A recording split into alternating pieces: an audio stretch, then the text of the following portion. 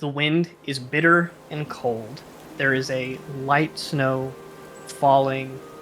Ava, you and Athera are walking along the railroad tracks leading to Windromeda. At this point, it has been roughly 2 hours of walking, most of it quiet. Athera is not incredibly talkative, not just because Natalie's not here, but just normally. Um, about 20 or 30 minutes ago, you did pass by another small village, much smaller than Moortown, the little town that you arrived in when you first got to Andromeda. This little place was called Riddlebrook. Riddlebrook. It was incredibly small, very uneventful, but it was just another stop along the tracks that you are following. Okay. I'll ask you, since you get full control over this, what, if anything, are you and Athera potentially chatting about as you guys are walking and braving the cold, definitely starting to get to you a little bit? What's the topic of conversation? We had talked a lot during the first hour, I think. So Athera told me her little story, and then kind of joked about Ava telling one as well, and she kind of brushed that off. Just small talk, talking about her home, anything to get the mind off the weather and all the really bad things weighing on minds. The second hour was pretty quiet, and Ava is like really thinking about telling a story in return, a story for a story. So she's been thinking about what she could actually tell Athera. As you are thinking, and again, as you have exited the tiny little village of Brittlebrook, Leo, you arrive on top of Loki, Rosari's magical mount. You traveled significantly faster. I'll let you tell me if it was just like a nice calm trot or if you were like rushing to catch up with the group. I had stayed behind in town just to get some supplies, have a meal before heading the road again. And I rushed my way through all of that, trying to join back up sort of as soon as possible. So I'm not a good horse rider in any capacity, so mostly I think that I would be going as fast as I could without being unsafe. You'll still arrive around this time. We'll just say that it took a little bit longer in the town to gather all of your things, to get your meal, all of that. But you stroll up. You see Ava and Athera like walking right beside the railroad tracks. The surrounding area is kind of rocky mountains, but you guys are going what looks to be through a bit of a valley, and the railroad tracks are careening, staying mostly in line with that river that I told you about, but occasionally kind of deferring away to go on easier ground and, keep a level elevation. You probably know from riding out and looking at the surroundings that you guys have about 2 hours of sunlight left. It's about to get dark, and it's about to get even colder, which you are mostly used to, but I don't think everyone in this group is. So as you approach, you see Ava and Athera kind of like silently walking side by side. Even from behind, you probably know that Ava is deep in thought, otherwise there would be a conversation going between them. So I'll let you determine how you want to approach. Athera absolutely hears you coming as you come up, and we'll say that she gives a little head nod to Ava, signaling to look back. I'll gallop up, sort of come to a bit of a screeching halt, a little unsure of how to go about this. Sorry, I've never ridden a horse before, really. Sorry to leave you on your ways, but I thought it a bit silly to run off into the cold without a little bit of preparation, so I brought you this, and I'll hand her a jacket that I will have bought in the town as I was sort of gathering some supplies. So there you go. And I'm sorry to say that I am the only one who followed. That's all right, Leo. Thank you for the jacket. Actually, I keep forgetting how cold things are this way. I'm not quite used to that yet. And she's gonna just, like, bundle herself in it. Well, I think I better send this guy back. Loki, no! Loki wants Or to if we stay. keep him, I don't know. Okay. Loki I don't wants know to how that stay. works. It was petting him. I imagine he's very excited. Well, that's all right. If they didn't come, I'm sure there's good reason. And that means that you get to hear a story. And then Ava starts dancing around Athera. Well, anything to get you to talk about yourself. That I came do that out a weird, lot. but you know what I said. Yeah. You know what I mean. You want me to talk more? Oh. Well, who am I to say no to that? But Athera so kindly told me a little story about her, so I've been trying to think of what I could tell her in return. And I think I've got it. And then she's gonna walk in front of you guys, but backwards. So she's facing you guys, and we can keep walking as she tells the story.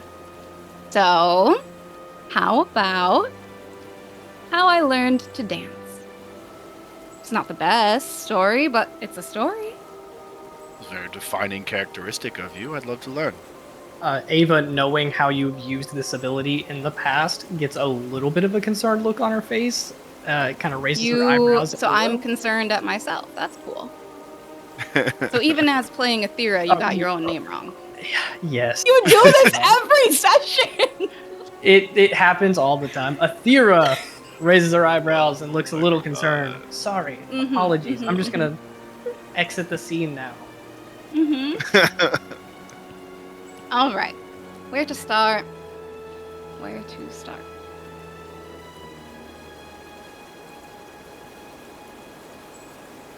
My mother was a dancer too.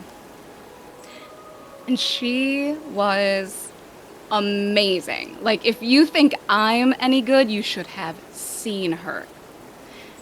The closest thing to a goddess as I had ever seen when she danced. And it wasn't just me who thought that, it was everybody.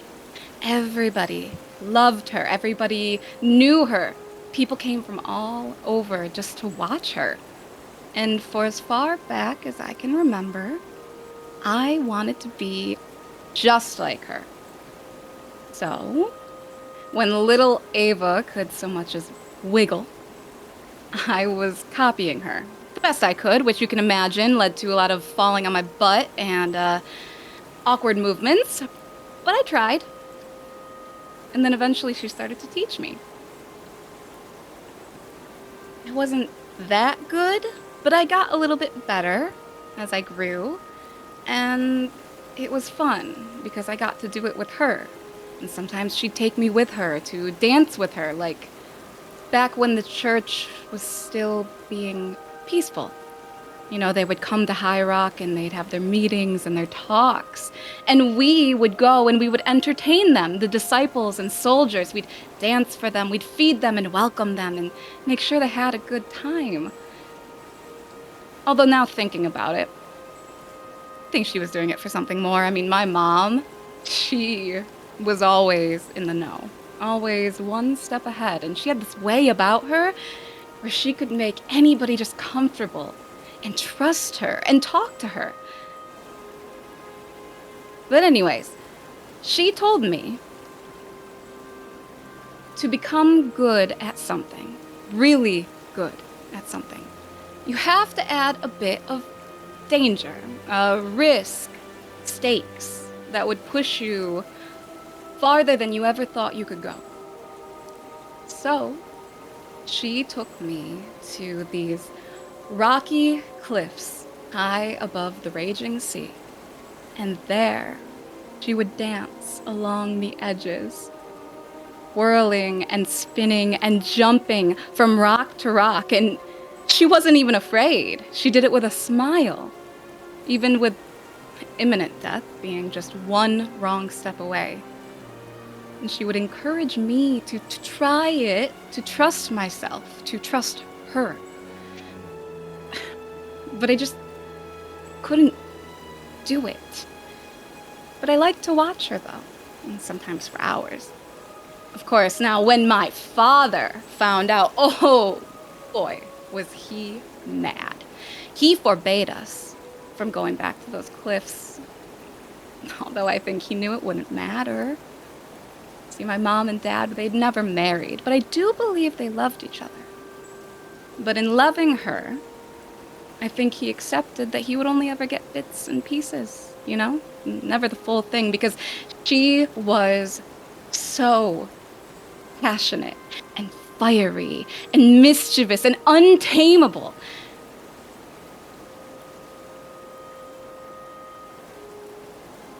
Anyways, much to my father's disappointment, we would sneak out back to those cliffs, and I'd watch her dance. And she'd tell me stories, and we'd laugh until we cried, and we'd have sand fights, and we'd stay out far too late and end up watching the sun rise above the sea, and the oranges and yellows and reds engulfing the sky. And I'd look up at her, and she'd smile down at me, and everything would feel perfect, even just for a minute. It wasn't until the day that my mother was taken away that I went back to those cliffs, and I danced on the edges for hours, maybe days. I danced until my feet were bloody and bruised. I danced until my body wouldn't go on any longer. I danced until I could do nothing but lie on the ground. And in doing that, I found that she was right. I didn't miss a step. Not then, not now, not ever again. I was better than I had ever been. And so I have her to thank for everything that I am so good at today. And Ava just kind of trails off, and her smile, you see, fades for just a second. Before she looks back up at you, smile back on, she brushes herself off. And that's the story of how I became so good at dance. A little unconventional, yeah, maybe, but it worked. Now let's hurry up. I want to get there before nightfall. And she's going to turn around and start walking real fast. Between the story and Leo showing up on the horse, applause to you. Athera, got the name right, is going to look at Leo with kind of like wide eyes and raised eyebrows and slowly start to say, I'm going to fly above us and look at the path ahead and see if we can't get there any faster. As she leaves, doing the mental math in your head, it was supposed to be roughly an 8-hour walking trip, but with Loki and Athera flying, you guys could probably cut that down significantly shorter. You probably don't want to travel in the dark, as much as possible. But Athera will kind of look at Leo with a glaring expression, shift into a bird, and fly off up above you guys into the sky.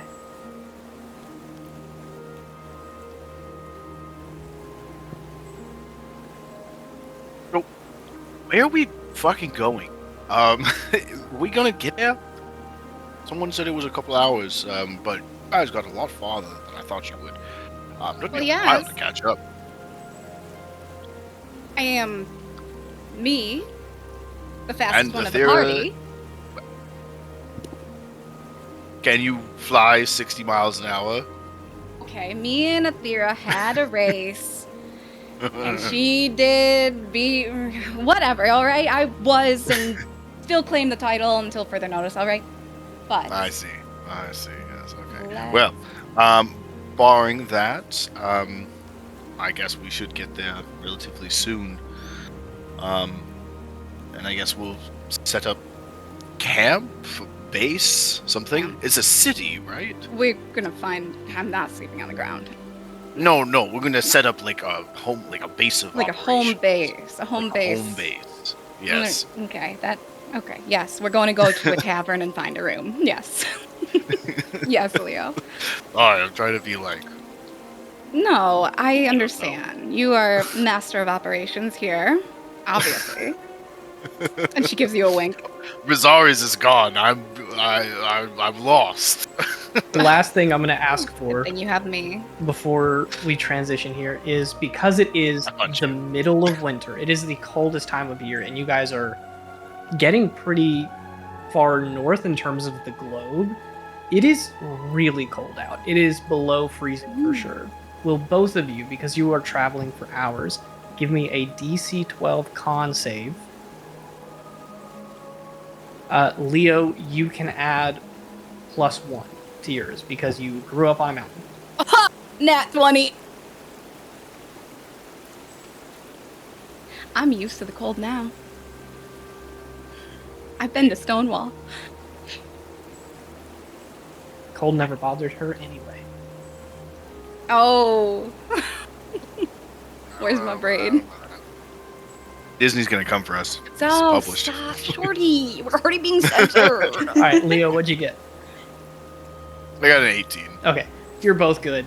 It is cold, but Leo, you were prepared. You brought jackets. You gave one to Ava. You guys are bundled up. Callisto was surprisingly warm, but as you head toward Windromeda, even with this rushing river that is quite large, kind of keeping the area a little more temperate, it is still a little draining to be traveling through such a cold climate.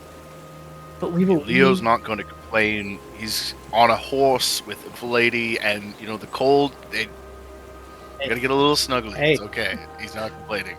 And with that, the mental image of Athera raising her eyebrows at you, we will transition from there. Hello, welcome to this episode of Loomis. How's everybody doing? How's everybody's day going? Tenno said earlier, it's a Monday. You know exactly how it's going. Here. He said, quote, it's a fucking Doing good. Oh, doing yeah. good. Sorry. Hey, Trying to keep it. we're posting this on YouTube. You need to stop. Nice hand. I asked on episode 1 that I was in if I was allowed to swear on camera, and he said yes. Yes. I'm just gonna have to learn how to do the bleeping. Look at these. Aren't they so If it's cool? YouTube, you just can't swear within, I Is think, there- like, what, Sorry. 15 seconds or something of the video? Yeah, Oh. they are. Look how cute. Okay, they are. okay. As long as they're not just like weird drunk aunt glasses. Because if I you kinda- don't know they're bats, they don't know they're bat wings. It kind of looks like rich drunk aunt vibes. No, they're perfect, and they look like bats. It's just because of your black headset. I promise. In the pictures that you In the took with them- the picture you sent is if it's the same ones. No, don't look at. I did not send him those. All right, before we Okay. get too You said me distracted, while you were wearing one of them. No, no. We didn't think that. before we go off, Nobody really thought on that. a No, because tangent, I also received pictures of her in those sunglasses, and I was concerned that they were Yeah, the same ones. What? No. I'm gonna start doling out psychic damage. We gotta play the session. Last we left off, the party has left Callisto via airship, thanks to Rosaries with both a nat 20 on a persuasion check and 1,000 silver? Ridiculous. You guys were interviewed by a reporter from the Windromeda Daily named Richie. You arrived in the village town of Moortown and promptly split up. Some of the party members deciding that they would like to keep themselves out of any potential danger that is coming after them and get to the city of Windromeda as quickly as possible. Whereas some other party members wanted to stop and help some people along the way, not quite feeling so pushed for time. With that being said, let's shift and check in on that second group that I mentioned. Gwen, Yeah. Dahlia, and Rosaries. And Lucian. And, well, Lucian's kind of off doing his own thing. He's there. He ain't helping. I'm away from y'all. You can He be ain't in the helping. room, but you're not helping, is the thing I'm getting at here. Monroe wants to read instead. Who does that? Right. Not me. The very first thing I want you to do, Gwen, will you give me a Leatherworker's Tools check? You have advantage because Rosaries is helping you, and you get a +1 because Dahlia is also helping, but Dahlia does not know how to use Leatherworker's Tools. I'm And movement rating. yeah, you're a hand where Gwen needs it, so I'll give a +1. I'm gonna let you I know. got a. Don't tell me yet. I'm gonna tell you exactly Okay. the metrics here before we start. And you can even tell us what you guys are doing and what you're working on. But here's what you need to know. On a 20 or greater, you succeed and you get a short rest for tonight. On a 15, you can still succeed, but you do not get a short rest. Like you are working enough into the night where you do not get the full benefits of sleeping. On a 10 or higher, you can choose to succeed, but then you take a level of exhaustion for the following day. What did you get? 24. Hell yes. Mm-hmm. On a 24, look at that adorable little Kitty. Good babe. Oh my god, Kitty. Lucian giving us that blurry 4. Is my camera blurry because I keep doing that? Okay. It's hold on, I have an idea. Anyway, Gotta do the like makeup guru thing. on a 24, Gwen, you guys can tell me kind of what your work is looking like, but I'll at least tell you the finished product.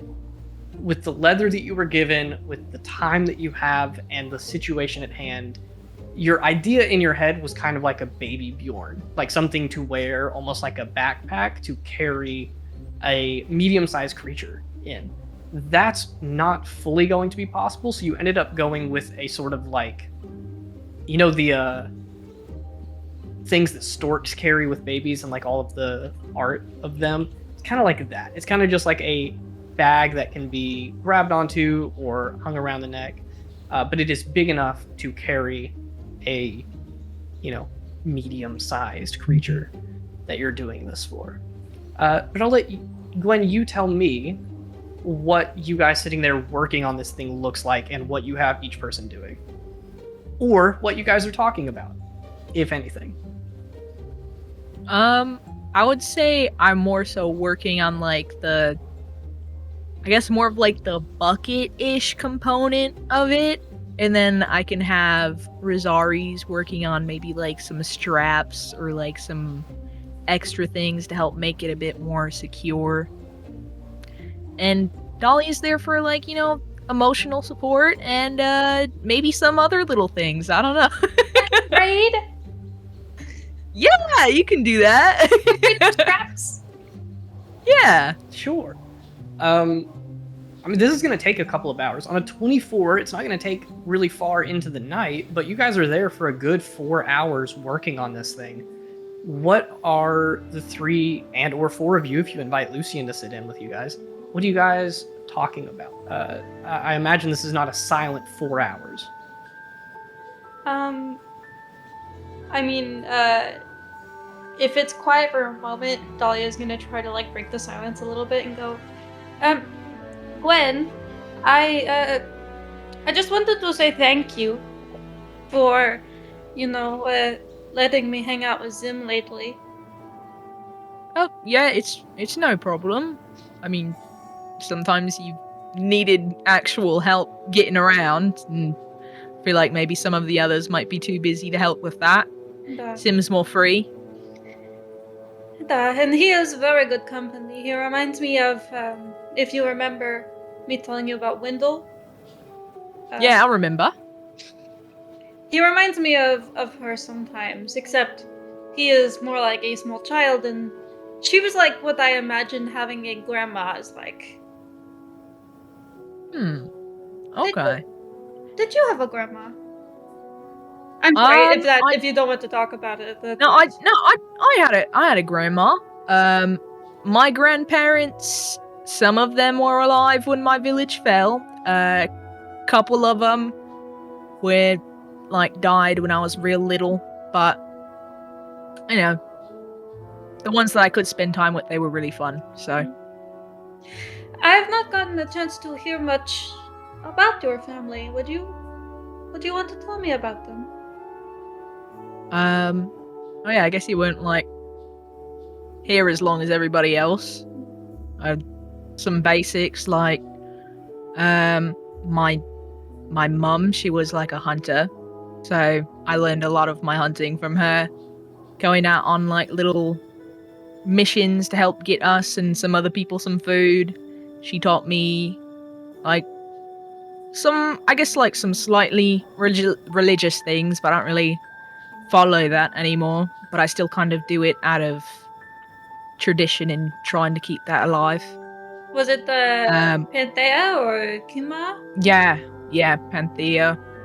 It was both, but for the hunting it was more Panthea. So and my dad, he did a lot of woodworking. He made arrows, so I learned how to make from him. He likes cooking a lot. Just some stuff like that.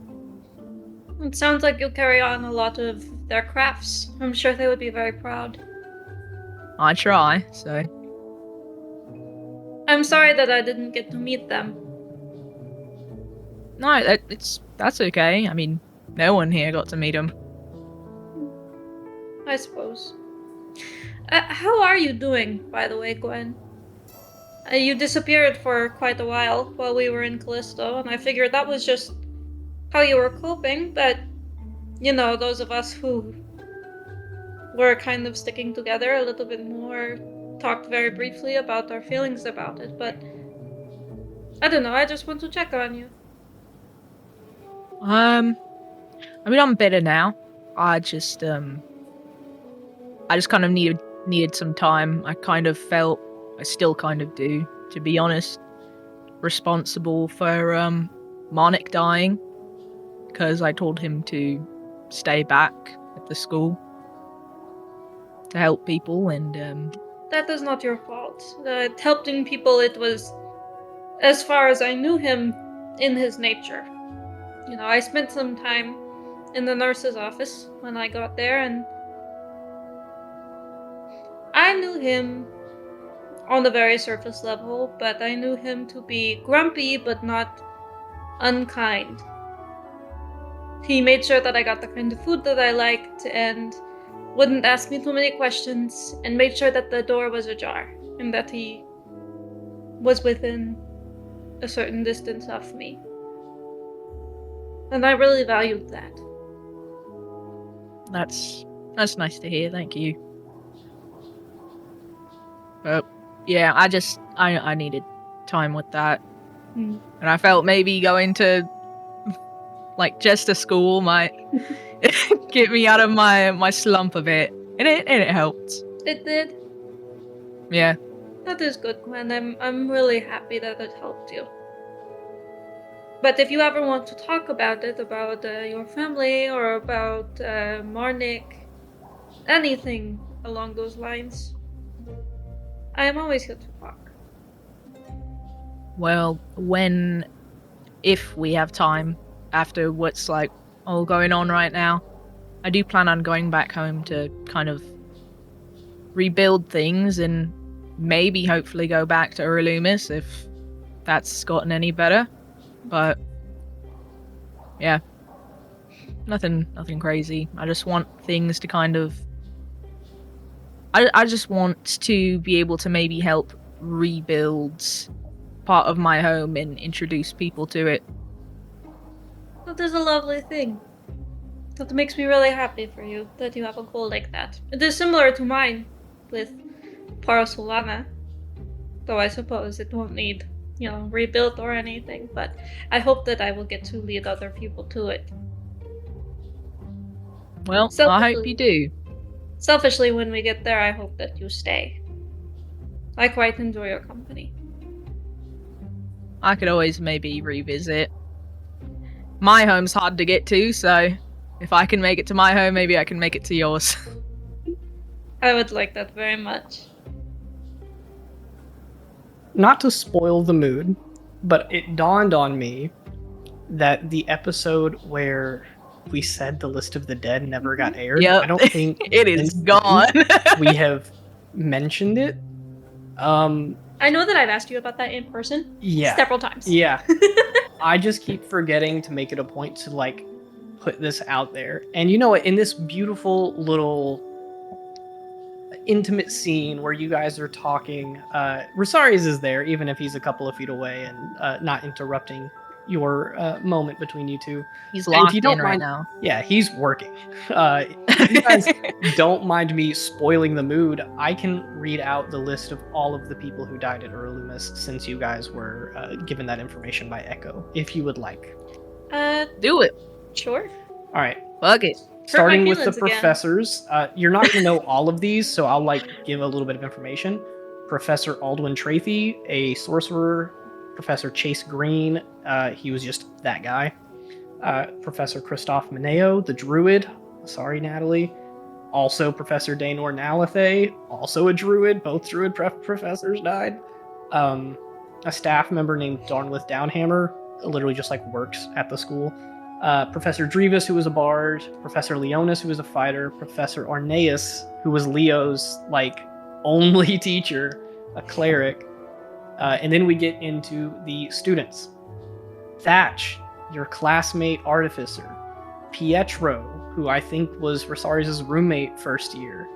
Yeah, he was a Nina- jerk though, so it's fine. Yeah, he was a jerk, so it's okay. He deserved to die. That's fine. Delphina Rosselli Okadani, may she rest in peace. Nelvin Brogger, one of Billy's little companions. Marnik Maylist, the cleric that Gwen was courting, so to speak. Hildegard, Leo's ex, R.I.P. Rest in peace. An upperclassman named Nella, she was a monk. Another upperclassman, a paladin, so Rosaris might have known him, named Galagel Ladir. An upperclassman rogue named Ingon and Tak. Sorcerer named Elise. A wizard named Anne. Pogug, the one who was an upperclassman artificer and was a paragon. Actually, most of the paragons died. Pogug, Caresta, Christina, Terra, sorry Ava, Galadir, the wizard, and a fifth year, a paragon who continued to work at the school named Ziraleth. In Baron's lack of magical aptitude in his last year, he had the foresight to hire a prodigal student to take over in the wizard department, and now she is dead. Plus 6 first years that were not named because you guys never met them. For a total of 32. I cannot count, and I said 31 last time. That does bring up a good question. If we do rebuild Urlumus, who the hell is going to teach these classes? Anyway, We have someone for bards, Us? Flaviana. completely like tangential to the conversation at hand, but just as a fresh reminder of the people that you guys have lost, and hopefully one of the stops that you guys make on your future endeavors back to the school to reconcile with what has happened. I will also say to loop Rosaris into this conversation, you were directly told by, I think it was either Echo or Kada, I don't remember which one, that they were located in Ilium at Palgaroth's Tavern. Like, that's where a couple of them were staying. Who them is, you don't really know. But you can assume those two, and then maybe some other students from the school, maybe some other allies of the Order. It's really up in the air right now. But upon you guys wishing to return, that is the groundwork that we have laid for that. Before I transition, you 3 or 4, do you guys have anything else you would like to do that night? I'm just Invite Lucian. Hey, where you at, buddy? I'm just Come on in here. giving Zim's head little scratches. Lucian has been holed up in the room that he got the entire day. You can read with us Yes, you can hang Come on. out. We can talk about our families. Enjoy the company. Are you at his door trying to talk through the Yes. door? Yeah, both of us. Come on. towards him? Because he's not answering to that. Can I open the door? Is it open? Lucy and we are usually roommates anyways. You're going to have to open the door eventually. Knock knock. He's still not responding. As you're knocking on the door and talking out in the hallway, a slightly buzzed Richie is going to exit out into the hallway from one of his rooms. You see him like reaching up to open the door. They're not built for halflings, but he can reach it. He walks out, looks at you guys with like a kind of goofy smirk, and he's just like, "Hey, just wanted to let you guys know. Train comes in at 9 a.m. sharp. If you're late, I'm leaving you. I got to get back to the wife and kid. All right? So, You have a wife? Oh, Richie. You have a kid? That's cute. What is your kid's name? my kid, Yeah, Donovan. Donovan. Uh-huh. Donovan. That is a lovely name. Thanks. I wish I picked it myself. That was the wife. Anyway, 9 a.m. I'm going to return to my sleeping duties. I'll see you then. And he Goodbye, friend Richie. Yes, sir. waves to you guys and goes back into his room. I don't know why everyone hates that guy. I think he is cool. He's not too bad. He's pretty funny. Anyway, Lucian, I can sense you with my blind sight. I know that you are in there. If you don't open this door, the next time I see you, I'm going to shock you. You're going to hear a very loud sigh, a little bit of mumbling, and then he's going to say, I'll be out in a minute. I'm busy. Please just give me a couple more minutes and I will meet you Be busy down with in the us. tavern. You have to learn how to be around people. We're all busy. But if, I know how as to long be as you're around coming, people. You do not know how to be That doesn't- around people. You know how to be in a room that other people are in. These are differences. There's no difference. There's no difference between There's what no you just difference said. between those two. There is difference. Come. all right. I'm going to Just go back give to me- working on my thing, but if you're not there in like 5 minutes, I'm coming back out here. Well, give me 5 minutes then.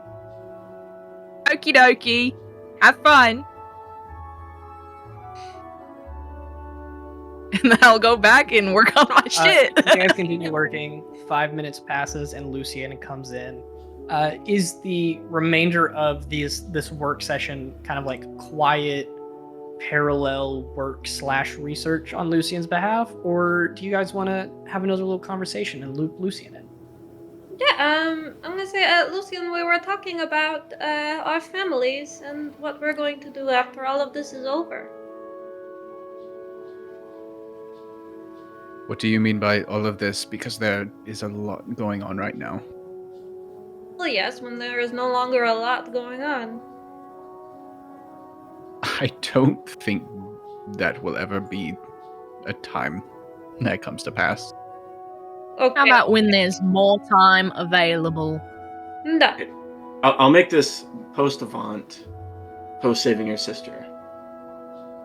What's next? Thank you, Rosaris. Hopefully avoid the war and not get drafted and die. Post-war. There we go. Well, you're just speaking of utopia at this point.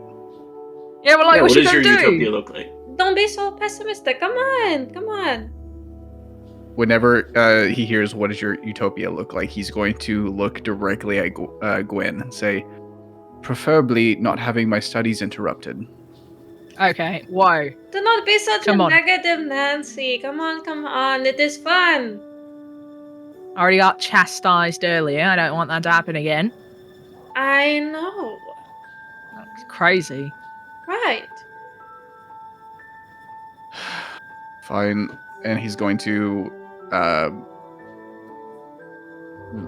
reach his hand up and look for the bartender. Just say out, can I please have something strong now?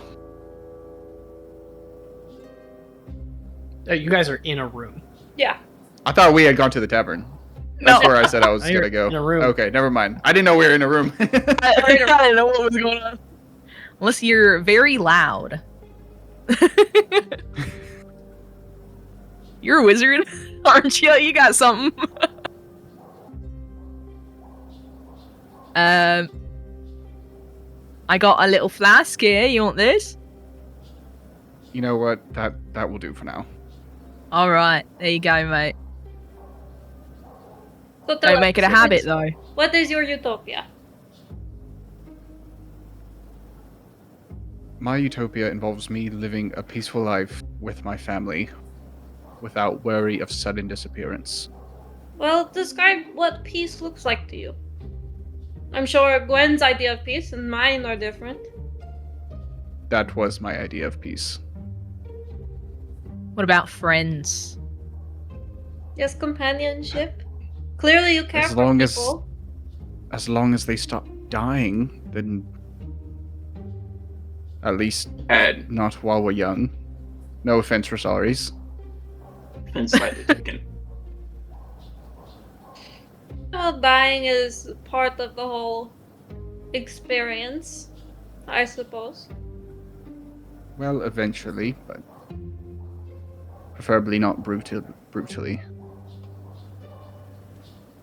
Sure. Those conversations going on, Gwen is going to be eating the fish she ordered earlier out of her jar. From there, we'll say that the conversation just kind of continues with you guys lightly going back and forth until this is eventually done and you guys all decide to go to sleep. We will fast forward to the next morning. The town is up and about. You guys wake up relatively early if you're planning to partake in this little side quest. I always wake up. Mhm. Yeah, so it is winter. The sun's I don't know when the sun rises in winter. We're gonna say like 6:30 or 7. I'm guessing. Around dawn, you guys arise and begin moving around this quiet little city with a couple of people walking to and fro, some people going to work. It is cold. There is a nice, like, soft layer of snow over everything, except for obviously the river, and then some of the main pathways have been like swept clear. You guys take this little leather mechanism that you have put together, and you head up past the farms from the previous session. Can I actually stop at the tavern really, really quick right before we leave? Sure, go ahead. And say, excuse me, would I be able to order some more fish, but, don't cook it? The person who is working, which is mostly just getting stuff clean right now, the tavern barely sees any service at all. As a matter of fact, the door was locked and they came over and like opened it for you guys as you approached. So you ask at the door and the person's like, yeah, I could do that. How much do you want? Like 10. Okay. It'll be about a gold piece. Let me go start getting that ready. And then they Okay. Sorry, can we use a gold piece? I don't have it. Sure. I could also just have caught some fish on our way there. This is faster. And plus, we are supporting local business. You guys are allowed to True. decide. This person goes and gets like 10 orders of uncooked fish, and they just kind of like have it in a little basket, and they bring it to you guys and just say, here you go. I guess a gold piece, and that's fine. Is this like a regular thing for you guys? Do you eat raw fish? Sometimes, but it is for a friend. Thank you so much. Thank Cool. you. They go back and continue working, and you guys have like a little basket of fish. This is really heavy. I can Oh. carry it. Or sorries. Both of them are strong. With that, you guys head out to the Cromwell Farms. It is quite early in the morning, but you do see Bertha, the half-orc woman, tending to her animals, and she waves at you guys as you're like heading up this little mountainy area. After walking, you guys know exactly where to go for about 20 or 25 minutes up into this rocky mountain terrain. Retracing your steps, even with the nice fresh layer of snow, you eventually get within eyesight about 150 feet away from the Chimera and its little baby. It's like tiny little heads that are too big for its body. The goat head has like the baby version of horns coming out. The dragon's eyes are like super big. It kind of looks like Zim when he was a baby. And then the lion obviously looks like a little cat. Like it's so cute. it's gonna be adorable. But you guys begin to approach, and then same thing as yesterday. As you get closer, the mother like steps in between you guys and the baby, and Gwen, you're probably a good like 30 or 40 feet from it. And then the goat head again, looking completely aloof and just like chewing on some like snow-covered grass. The lion head like cleaning some of its paws, and then the dragon head is fixated on you. I'm going to speak in Draconic. Like, hello again. We're back. Tell them to have breakfast. We brought food. I don't think they know what breakfast is, Dahlia. We brought food. Hope you like fish. And I'll take the basket from Azari's and like present it to them. You see the lion head like sniff the air and then actually pay attention to you for once. And then I'm gonna say give me an animal handling check. Let's see how this creature responds. Okie dokie. If either Dahlia or Rosaris are proficient, you guys can help. I don't know if either of you are though. No. I'm proficient. Oh, I got a 21. 21's good. As you slowly approach, not making a bunch of eye contact, eventually the lion head sniffing and sniffing, you walk up with the basket, and it kind of like sits back a little bit, and then one of its paws reaches forward and like knocks the basket out of your hand, and it just starts eating up the fish off the ground. Okay. But I guess that was successful. I'll let you know, on a 21, it's allowing you to be close to it. I don't know how much you're going to be able to physically interact with it. You definitely cannot touch the child. All right. So you said this one was more like, the stalk thing in the mouth. Yeah. Then I will. Gwen is not Gwen. Zim is not small anymore. So I will use, I guess, my empty jar. Okay. I will use my empty jar. You're too big too. You're too big. I almost said Dahlia, but you're too big.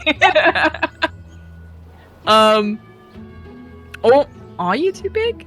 I am like Shorty? barely top of my crystals, 5 feet tall. I think if Dahlia, went into fetal position, Dahlia could fit in the thing. I'll do it. Alright. I will not use the jar and I'll use Dahlia. So I'm going to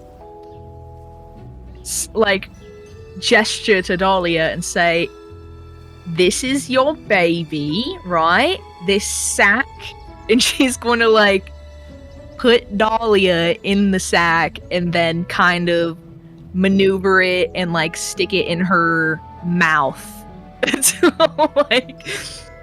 pretend that she is the creature, and I'll flap my arms and be like this and point at them. This is you, and she's saying that in Draconic through the thing in her mouth.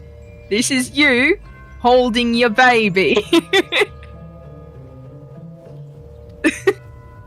You think it got the point on a 21 animal handling. You're pretty sure you're okay, the main point had to have gotten across in that.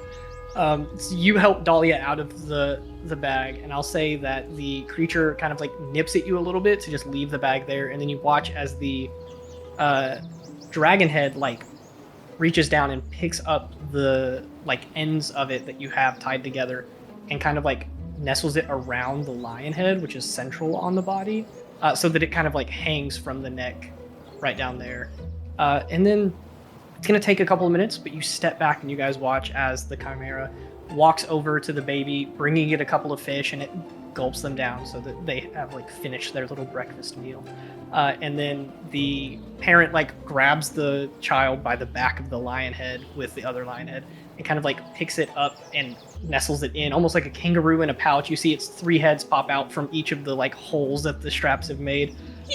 in. He's buckled in. And then the chimera gets to an open position underneath this clearing so that it can jump and fly into the sky. And then the dragon head will just look at you, give a nice small little bow, and then you guys watch as it takes a couple of steps to get some momentum, jumps, and then it kind of sinks at first as it's flying, but its wings are strong enough to elevate this thing, and it is going to fly off into the mountains. We Gwen's did just gonna it! say bye, Draconic, as they leave. Gotta play Please tell me victory to wave! We did it! We did it! Rosaris, aren't you so happy we did it? Thank you for the help, Rosaris. I appreciate it. You were not saying anything. You're welcome. Was that thing sick or what? It sounded pretty cool.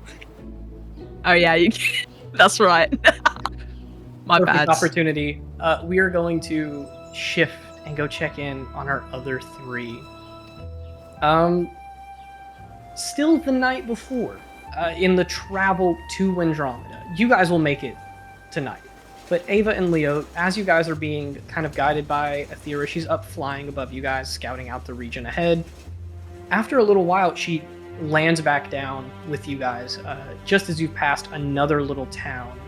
This one is called, let me look, Timberfront. There is a large expanse of evergreen trees covering the mountains at this point. Athera comes out of wild shape, lands in front of you guys, and essentially gives you not an ultimatum, but she says, all right, we have two choices. We can continue on marching down these railroad tracks and kind of playing it safe, but they loop around and follow the river at this point and take not necessarily a detour, but they avoid the woods.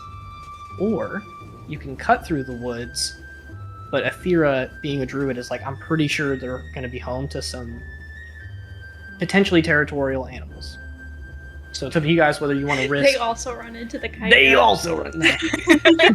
I see you holding a sack. Whoa, what the?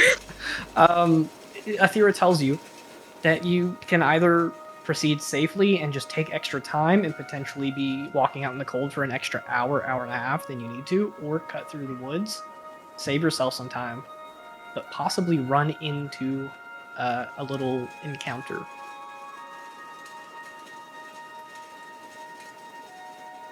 Leo, what do you think? I think we should probably just press on. We're quite quick and don't wish to be out in cold and fighting monsters. So I would vote stay on the path and perhaps have it be a bit of a safer one. Well, you heard the man, Athera. She kind of gives you guys a nod. She's like, all right, but if we are exhausted tomorrow, I will blame it on you guys. Well, you only have to sleep for 4 hours, and Leo here is great at restoring people to full sleep. She says, either way, not something I need to worry about. She is going to wild shape back into a bird and fly up and off, leaving you guys to travel by yourself and save her some energy. With the choice that you've made, I will let you guys know that you'll have to make one more con save, same as last time, DC 12, and you will not get a short rest tonight. You will be traveling a little late, and you're going to be tired tomorrow. I got a 21. Love it.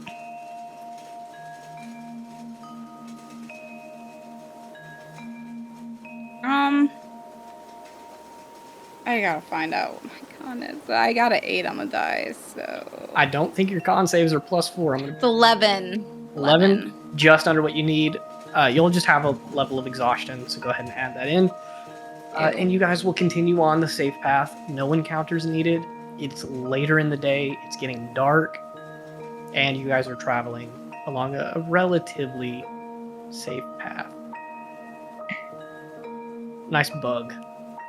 Thank you. I'm trying to Yeah, get. Trying to get bug. It's not focusing. I'm not a beauty guru. With that, my other four, Dahlia, Lucian, Rosaries, and Gwen. you guys hurry back to the village of Moortown. You go to the train station where you see a not chipper and energetic Richie. He is bundled up in some winter clothes. You see that his eyes are like stern and a little dark. He is tired and potentially a little hungover. Richie, are you alright? Yeah, I'm fine. Listen, I'm just ready to get home. I'm sick from the trip. Oh, airships. I hate them. Can I lesser restoration him? Absolutely. You cast Lesser Restoration. He starts feeling a little bit better. He's still, like, tired, but you take away any of the mechanical effects that he would have, and he just goes, oh, wow. We should have people do that more often. Goodness. You are Okay. welcome. Well, listen, I'm not going to sit here and exposit to everybody, but tickets up there, 2 silver apiece.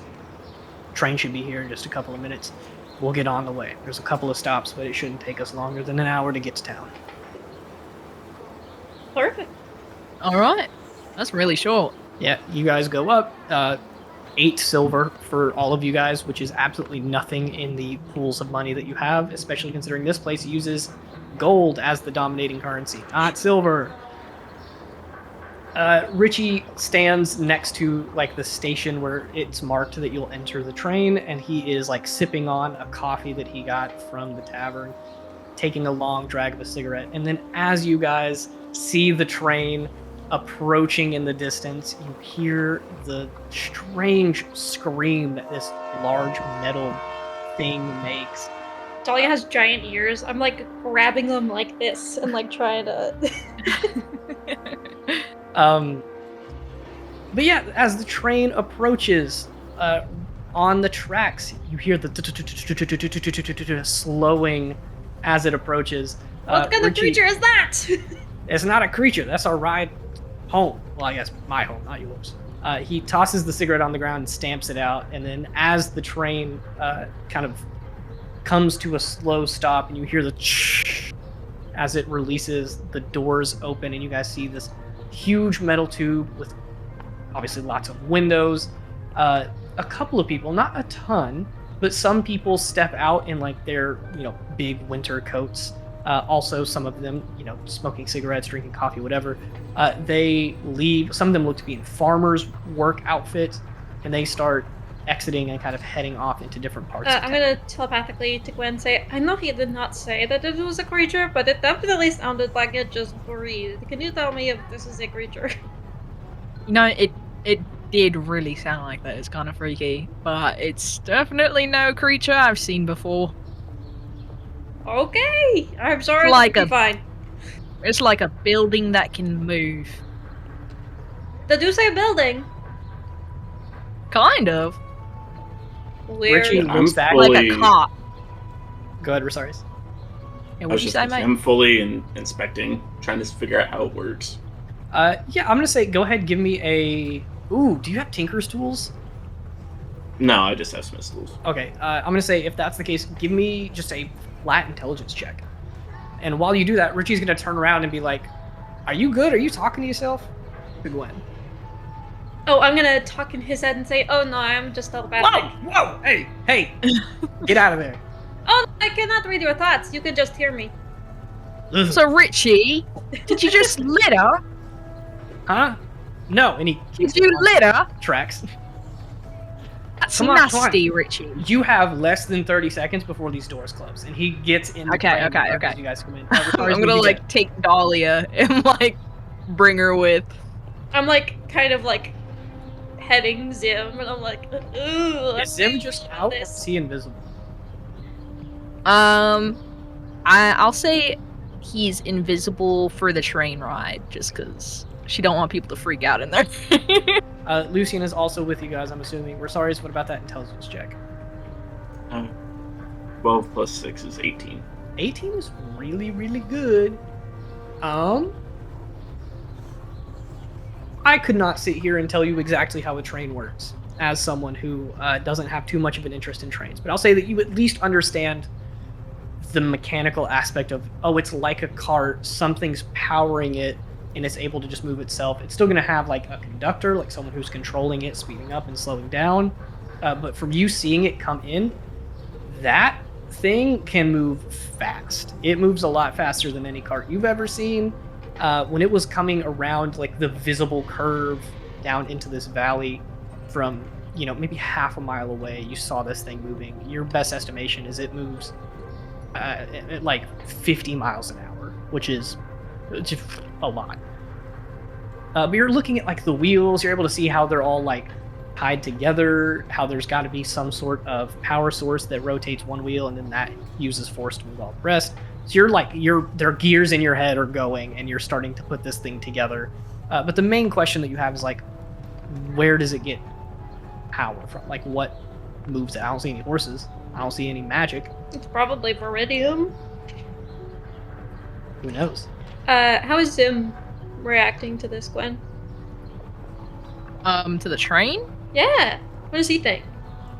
He probably thinks that he's like a little freaked out. I feel kind of like when let's say you put a cat in like a new room for the first time and they're like slowly lifting their paw being like, what the fuck, and slowly looking around like, why is this thing shaking and vibrating? Yeah, Zim is actively confused. I'll say ultimately he ends up like beneath the bench that you guys sit on. The doors close and the train is going to begin heading off once again. That initial jerk of movement might startle you guys a little bit, but then it slowly builds up speed, and then you hear a person walking through the different cars kind of calling out and just saying, all right, next stop, Brittlebrook, and then they go off on this list of places that you guys are going to stop before Windromeda. To let you guys know, there are 4 stops. There's Brittlebrook, Timberfront, Storm's Edge, and Brine Hollow. So they say, it's going to be roughly 15 minutes between each one. Ultimately, an hour trip to Windromeda, and you guys will be home free. This thing can do an 8-hour walk in an hour? This is crazy. Actually, as a matter of fact, it would probably take less time. I'm going to say it's going to be about 10 minutes between each stop, so 30 to 40 minutes with the stops included. I'm doing the math in my head, and these towns are about 5 miles between each one, and this thing can travel at 50 miles an hour, so, speeding up, slowing down, and stopping, 30-minute, 40-minute trip. But as you guys get moving, Richie looks at you guys and crosses his arm and kind of leans his head against one of the little panel walls between benches, and he is clearly, like, a little out of it today. Richie, this thing is very loud. Yeah, I know. Trust me, you're not the only one taking note of that. But I imagine with your, large and... no, that's not a nice word. Your large ears, that's going to be very... What? What are you going to say there, Richard? What are you going to say about me? I was trying to think of a word for, like, different or strange. I don't see many people with ears like that. Oh, and that is the strangest thing about me, Richie? Unique. Unique is a good word. No, it's not the most unique thing about you, but it's a unique thing about you. And what is unique about you, Richie? Me? Well, I've already told you, I'm like a gold star reporter. I'm the best of the best. You got a secret? You need someone who talks? I'm the guy. I got him. Look, I got a lot of you to talk. Speaking of, where are your 3 friends? Oh, they walked. Yeah, they walking. Why? They thought it would be faster. Well, you're looking out the landscape, like rushing by the windows, and he says, you tell me, was it faster? I don't know. It might be about the same. Okay, well, listen, if your friends are going to be in the city, I'll just let you know. The entrance is in a district called Waterfront. That's actually where I'm headed to. That's where the Windromeda Daily's headquarters is located. So if they're anywhere and they didn't run off too far, that's going to be where you find them. Hey, Richie, I did have a question for you. Mm-hmm. You said you're a Gold Star reporter and that if people needed secrets found, you knew kind of how to find them. So if we needed secrets kept in the story that you're writing, you're fine doing that, right? Part of the job. So you wouldn't mind if you took the credit for finding the story by yourself without first person, like, eyewitnesses? As in you were the eyewitness and not us? Or at least change our names, although I suppose you don't know my name. I was advised that us betraying Bird Face Lady is a bad idea. Azalea. So I would like it if you could, sure, Bird Face Lady, if you could not put our names in there. Sure. Some of the information is going to be a little confusing if I claim that I was witness to it all, like how I validated that you guys were double checking this, not from the church. You could. That was something we discussed as a group, anyways. You could have been following the heroes who saved the event up to our booth, and then happened to overhear that conversation from the hallway. Ooh, that's smart. I see. I could add some anonymity in there for you. Yeah. Okay, but how is Richie going to say hi to everyone for us then? Anonymity. That is Ooh, also a good maybe point. maybe you could say you overheard us missing those people and wanting to say hi and visit them. He's just gonna raise an eyebrow at the four of you. We could just omit the hellos. We can say hi when we come back. Okay. We're I will wanting to give rebuild, or an we're wanting to objective rebuild the school. third perspective of the events. None of your names mentioned. As a matter of fact, I will avoid physical descriptions if that's what you're going for. I'll just say that a traveling band of heroes, possibly local to Callisto, happened to be there to save the day. That's fine. I'm just more interested in the fact that the information did not come directly from us, because that would be us betraying the bird-faced lady. You can describe us all you want. Okay. Yeah, I'll do that. I'll say, yeah. I'm with the situation. Sorry, it's early in the morning. You got to give me some time to catch me. You have roughly 30 minutes. Yeah, I know. As you guys continue on the train, you can obviously have any like conversations or asides you want to, but just to give you guys a little vibe, there is a light fog that kind of permeates and sits comfortably in this valley that you guys are going through. More and more trees start to pop up, but then they kind of dissipate again as you guys pass that town that I mentioned. Slowly you gain an elevation, and the light snow has stopped, but there's still that like cover over everything. As you guys stop in the different towns of Brittlebrook and Timberfront, you see that more and more people begin like hopping on the train, heading towards the city. Some older people, some looking like they're working class, still half asleep. And then in Storm's Edge, you guys watch as what probably like looks interesting to the four of you, except for maybe Dahlia. A group of 5 well-dressed, like almost business suit-looking teenagers walk on. A couple of them look a little interesting. For example, they have they're all like in their late teens, early 20s. A young dwarf woman is with them, a halfling with this like straight grayish blonde hair. They have a wood elf with short wavy red hair. Two wood elves, one with long brown hair, kind of a greasy looking guy, and then just a human man. And they all kind of walk on and then almost seem to like split up. Like they come on as a group, they're all wearing relatively similar outfits, but then like some of them sit on the opposite side of you, one of them sits at, near the entrance, someone even goes to a different car.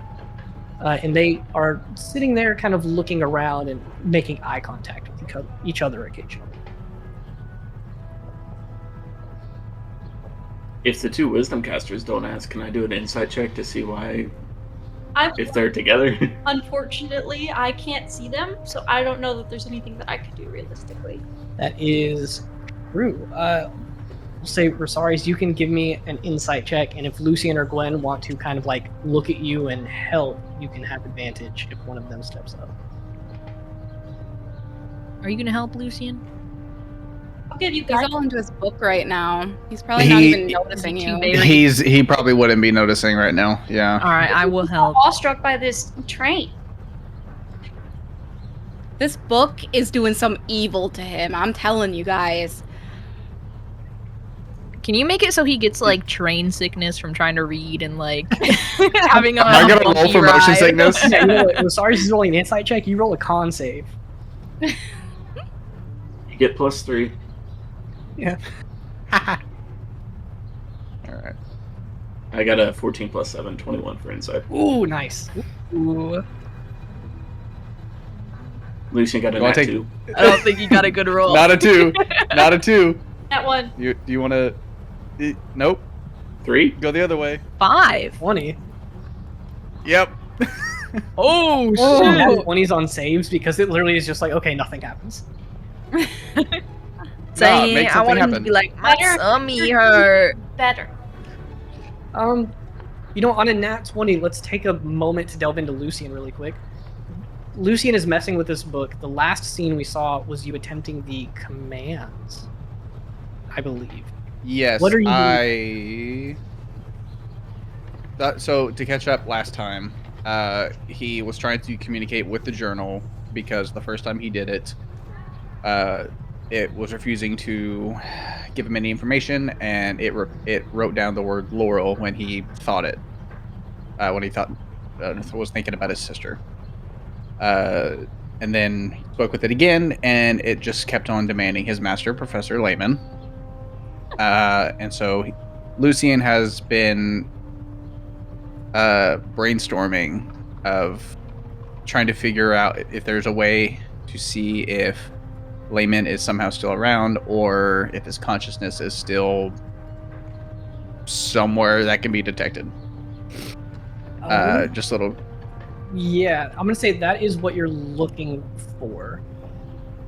So right now, he is kind of been looking at those past 2 entries in the book, and he's going to not say the command, but he's going to attempt just thinking the command to start. Good lord, I need a bold these and highlight them. Think the word NC. E, and then in a highlighted the text that the book auto writes in, you see it pops up at the next open available spot. And he's going to mark that down in his head that he can do that. The book states that out. Yep. And then he's going to basically be thinking about his theory of, is Lehman still present in a physical body, or is his consciousness somewhere that can be communicated with? Honoring a nat 20 and kind of going above and beyond here, I'm going to at least give you a lead, which is that we're about to go back to Rosarius with this insight check, but if you want to spend the time to ritually cast Identify, I don't know if that's been done on this book. Has it not? I don't think so. You just attuned to it a while ago, well before you took over the character, I believe. Well, yeah, I assumed someone had cast that Identify at some point. Okay. Even if someone did cast Identify, with you having more knowledge about the book, that might affect it. So you're ritually casting that if you would like to. Rosari's on a I do. 1.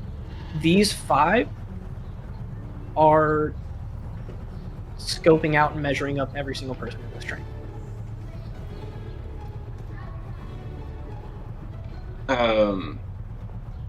Okay.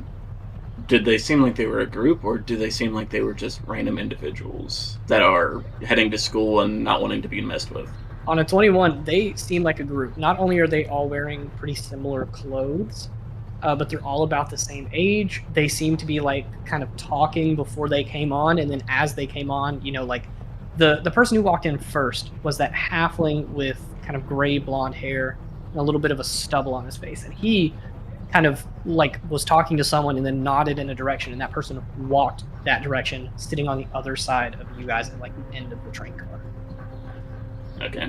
I'm just gonna probably whisper to the group that information. I don't know if it's a problem, and then I'm just gonna, I guess, look at Gwen, because she's the only one that can look at me right now, because Lucian's doing things and Dahlia's Dahlia. And just look at you and go, I'm gonna just go say hi to make sure we're not gonna have any problems on our train ride. Alright, give me a weird, obvious sign if you're starting to get in trouble. I think Jacques will probably be coming out if I get into trouble. Okay, be cool. honest. Otherwise, I could say that seems like a pretty "Caw," standard or thing. something. Can I use my augury, please? Sure. Yeah, you get like free castings for that, right? Mm-hmm. What do you want to know? What are you asking? Is this train ride going to go smoothly with no violent complications or robbings? Immediately, Very specific. you get slight flashes of like knives being drawn and silver pieces being like put in people's hands. I broadcast that to my party members. Yeah, you telepathically let them each know, Lucian, if you're even paying attention. You're like, yeah, knife, silver, whatever. It's in your brain, which means that it might get written down. Yeah. It would get written down from just the very quick thought, like even if it's just knives, like in the middle of text. Yeah, is Layman in a physical knife body? In Absolutely, Rosarius, you walk up to, who do you want to walk up to? I'm going to say there's 5. whoever the halfling was that nodded at someone, and they are probably the person in charge of the group. Yeah, you walk up to the halfling who's like standing by the door. There's one other person on the other side of the door.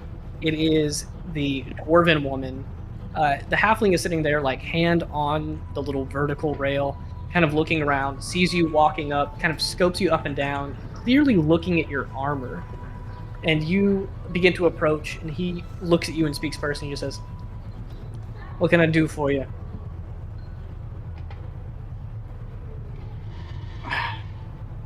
This can go one of two ways for you. The way the cleric wants it to go, or the way I don't really want it to go. And it's really up to you and your group. I think it's up to you. You see him put his hands in his pocket, and he's clearly holding on to something. Don't.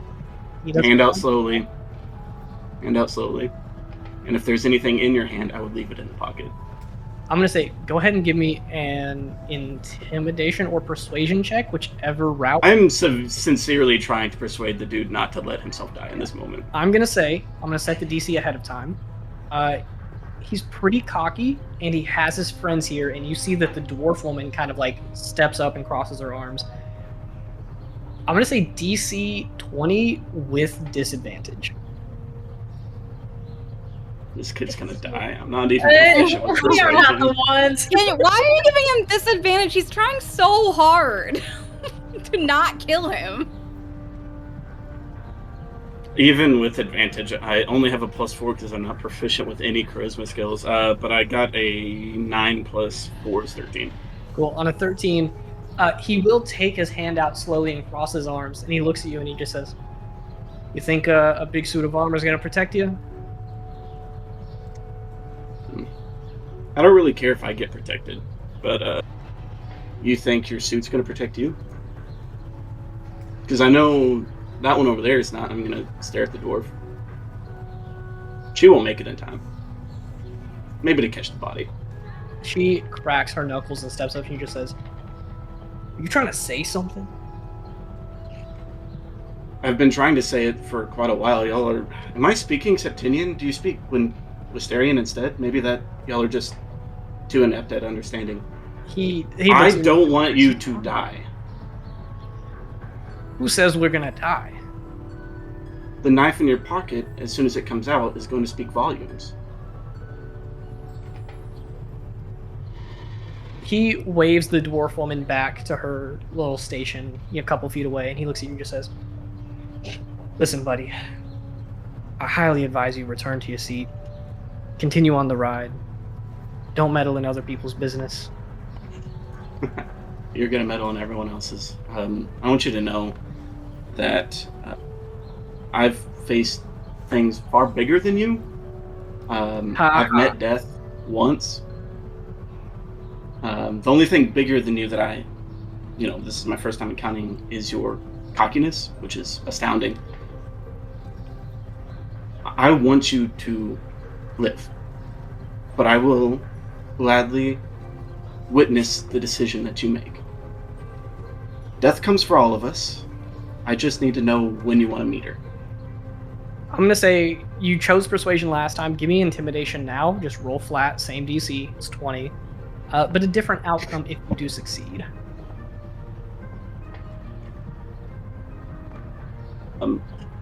My computer's deciding to shut down. I don't know if you can still hear me. I can, but your video is frozen. Yeah, my computer's doing weird things. So I only have a +4 to intimidation. Can I guide him? Because I'm paying attention. Yeah. And there's no way he's farther than 20 feet from Yeah, me no, right you now. can cast guidance, so you add that 1d4. Cool. I got a 9 for a 13 plus 2 is 15. A 15. The guy looks at you, and you see his eyes shift to the 3 other people in the train compartment along with him and this dwarf. Sizing you up, on a 15, he just says, Okay, fine. And he is going to slowly start to move away and exit to the next train car.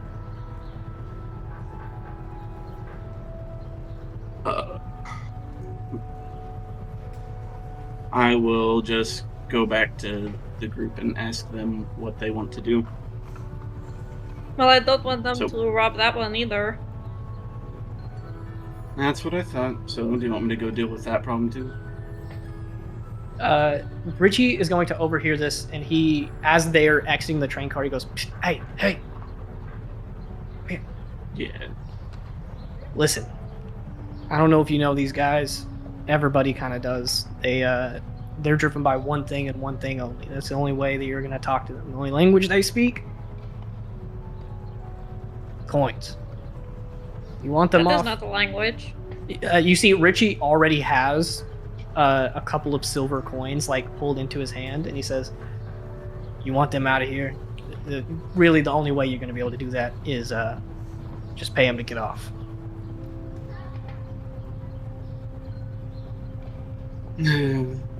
Gwen, Lucian, is that fine with y'all? All right. What? Yeah. Sure. Thank you for that Did you information. even know what you Lucian. You're said? so helpful. Just make sure they don't hurt anyone. Oh, I can make sure of that. Let me know if you want me to come over and help. Help! If you don't mind, just kind of being behind me a little bit, that probably. Yeah, no, I can do that. Dolly, if you want to come, you can. Just stay further back. Tim, keep an eye on Lucian. Yeah, because he can't do that for himself. His head's way too buried in that book. I don't think he'll notice if something bad happens to him. So All right. Great, you guys. Thank you. Go team. Woohoo! go team. Team So- undecided name. Yeah, we should work on that. So yeah, I'll get up and go to the next train car, assuming one of them's not in the way. Yeah, they are maneuvering and getting to the next car, but you kind of join them. You open the door, step over to the next one, and you see that the 5 of them are walking down this train car and like beginning to scout spots to stand. But they are still like walking in a line. Cool.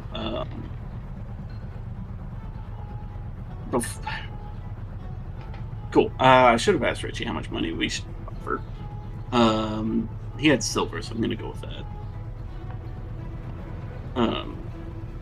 I guess I'll just walk up to the halfling again and be like, "Look, you didn't understand me the first time. I meant for the entire train." He is at like the far end of this line, and the train is only really wide enough for 2 people could maybe squeeze by each other, but they're kind of blocking the line. So you can walk up to the person at the end if you want, or you can like call out to the halfling at the front. Yeah, I'll start calling out, and then as soon as I get to the line, I'll be like, "To the side. You're not important."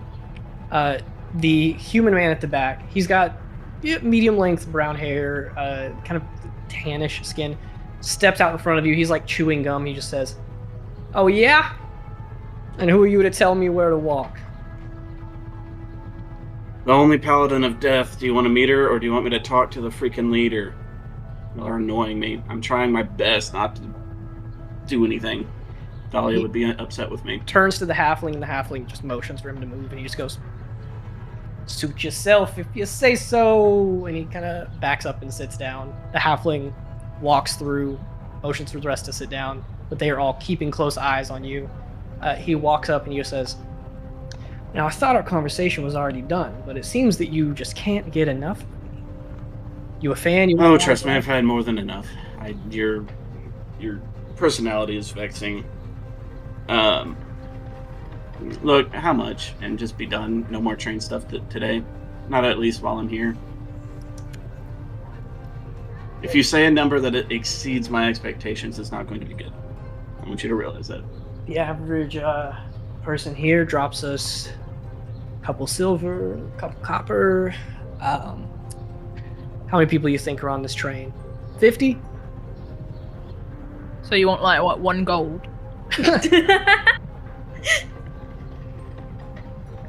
He says, nah.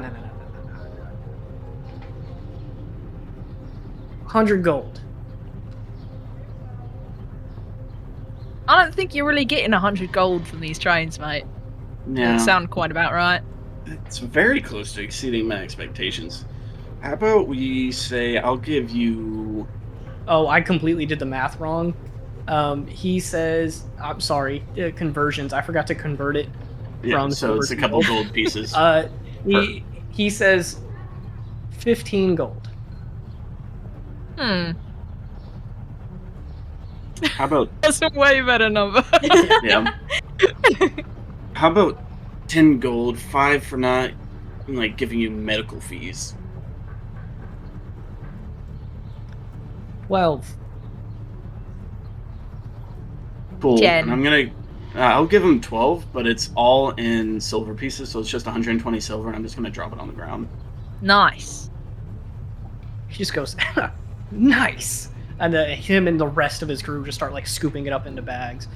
You see them kind of like nodding to each other, smiling. They go, yeah, good haul. And they all sit down and start talking to each other, clearly no longer interested in robbing anybody, at least while you are in the vicinity. They are so sad. Yeah, why are y'all doing this? Is there nothing better for miscreants in the city to do? What do you need so much money for? Are you hungry? Are you poor people? I think they're just unemployed. They kind of tell you to just, beat it, get lost. They go say back. scram. Scram. But with that, the train continues on at the next stop at the, what is this place's name? At Storm's Edge, which is, as you guys approach Storm's Edge, it is this decent-sized town. But you guys notice, I'll say that these guys actually hopped on at Storm's Edge. I think that's what I said. Storm's Edge is the first city or town as you get close to Windromeda that is covered by these almost permanent dark storm clouds overhead. And as you exit Storm's Edge and as this entire scene plays out, that light snow from earlier is quickly replaced by the dropping of rain. You hear very distant rumbling of thunder. But as you guys approach Brine Hollow, at this point the rain is like coming down pretty hard. They hop off, and then you see them all like tighten their hats around their heads and quickly walk off, like raising up their suit jackets to kind of cover their faces. And they all depart from the train, and you guys... Should they all wear matching outfits? They're all similar. They're all wearing like suits.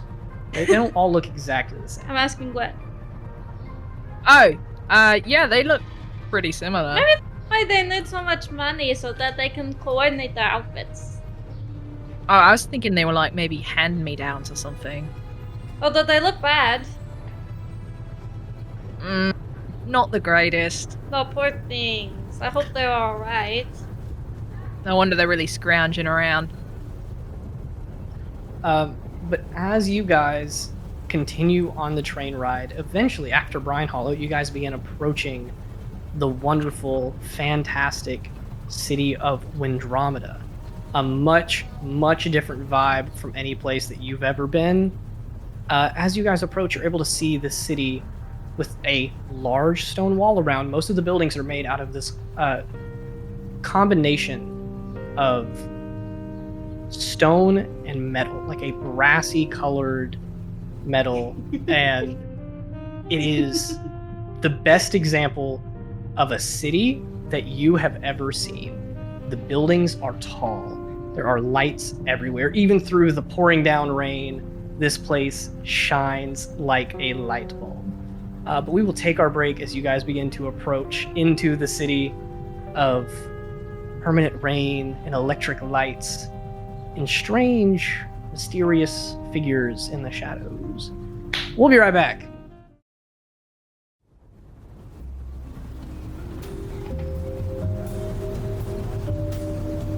Yo, why we got like some... Leo, What? don't question the music, Izzy. Why we got like some jazz going on here? Trust the process. Trust the process. I'm setting. Okay, I'm trusting. Ava and Leo, you guys arrived with Aethera late into the night after the sun had set. It was raining pretty hard. You were soaked by the time that you entered into the city. You're in a district called Waterway, which is like near these docks. There's a huge lake in the center of the city. But you did not get time to see all. You guys were exhausted. You found the nearest inn, got a room, and went to sleep.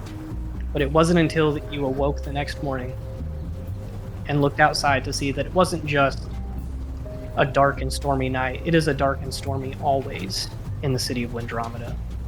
No sunlight to be seen. The storm clouds cover the sky. Rain pelts 24/7. You see that much of the city is built around this. There are drains and waterways on every street, every alley.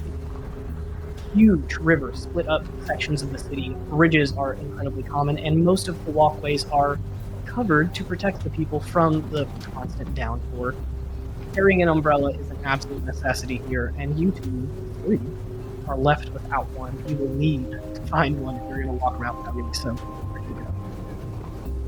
As you look around the city, seeing these strange lights that you've never seen, Earl Loomis had these kind of magical lamps that were just powered by magic as magic items. You don't see the same kind of lights in the buildings here. Because of the constant rain and darkness, obviously lights need to be everywhere.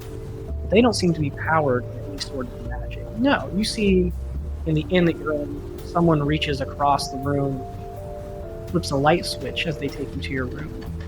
And then a couple of lamps along the walls power on and shine this very constant, very steady light, not like a torch.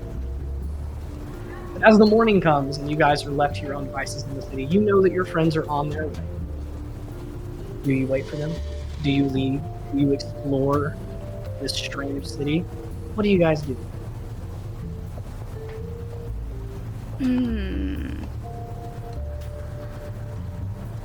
Nos, remind me, what the fuck are we doing here? We're like stopping on the way, right? We're going further north, right? Not gonna plan things anymore, so I guess we'll figure it out when they tell us. Yes, well, I guess we should wait for them. I can't believe that we walked and got here like a whole day ahead of them. They were like, oh, the train's so fast. Yeah. Leo, I think am I being pushy? I don't think so. We got like basically set up, almost assassinated, and now we'd have at least 3, probably 4 different factions after us. I think it's literally insane that they were like, let's stay in one place for more than one night when we don't have to. Like, that's crazy. And the fact that they decided to not come after multiple people expressed concern over staying, and then they decided to go off and do like a quest as well. I just think it's like an insane disrespect, honestly. Like, you were expressing concern and fear, and they were like, not important. I don't know. Maybe that's harsh, but it's. I feel like we've lost the thread a little bit on having been in the same place for 3 weeks and sort of dilly-dallying about. A lot of ways to I feel like we time. lost the urgency that we had. Which reminds me, what is it that you want? And she tilts her head. Out of all this, What is I it that mean, you want? some reconciliation for Loomis. I mean, I still believe that its downfall was at least approximately my fault. So that's a whole thing. But also, part of the goal here for me is we're trying to discover where the gods went. Like that's what Avant is trying to do, but he's doing it in an insane way.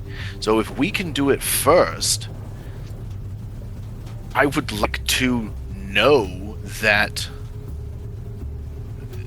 he is wrong, that Cortez is out there, that there is some better version of this story that I've been sold, that we can have some sort of peace in our time.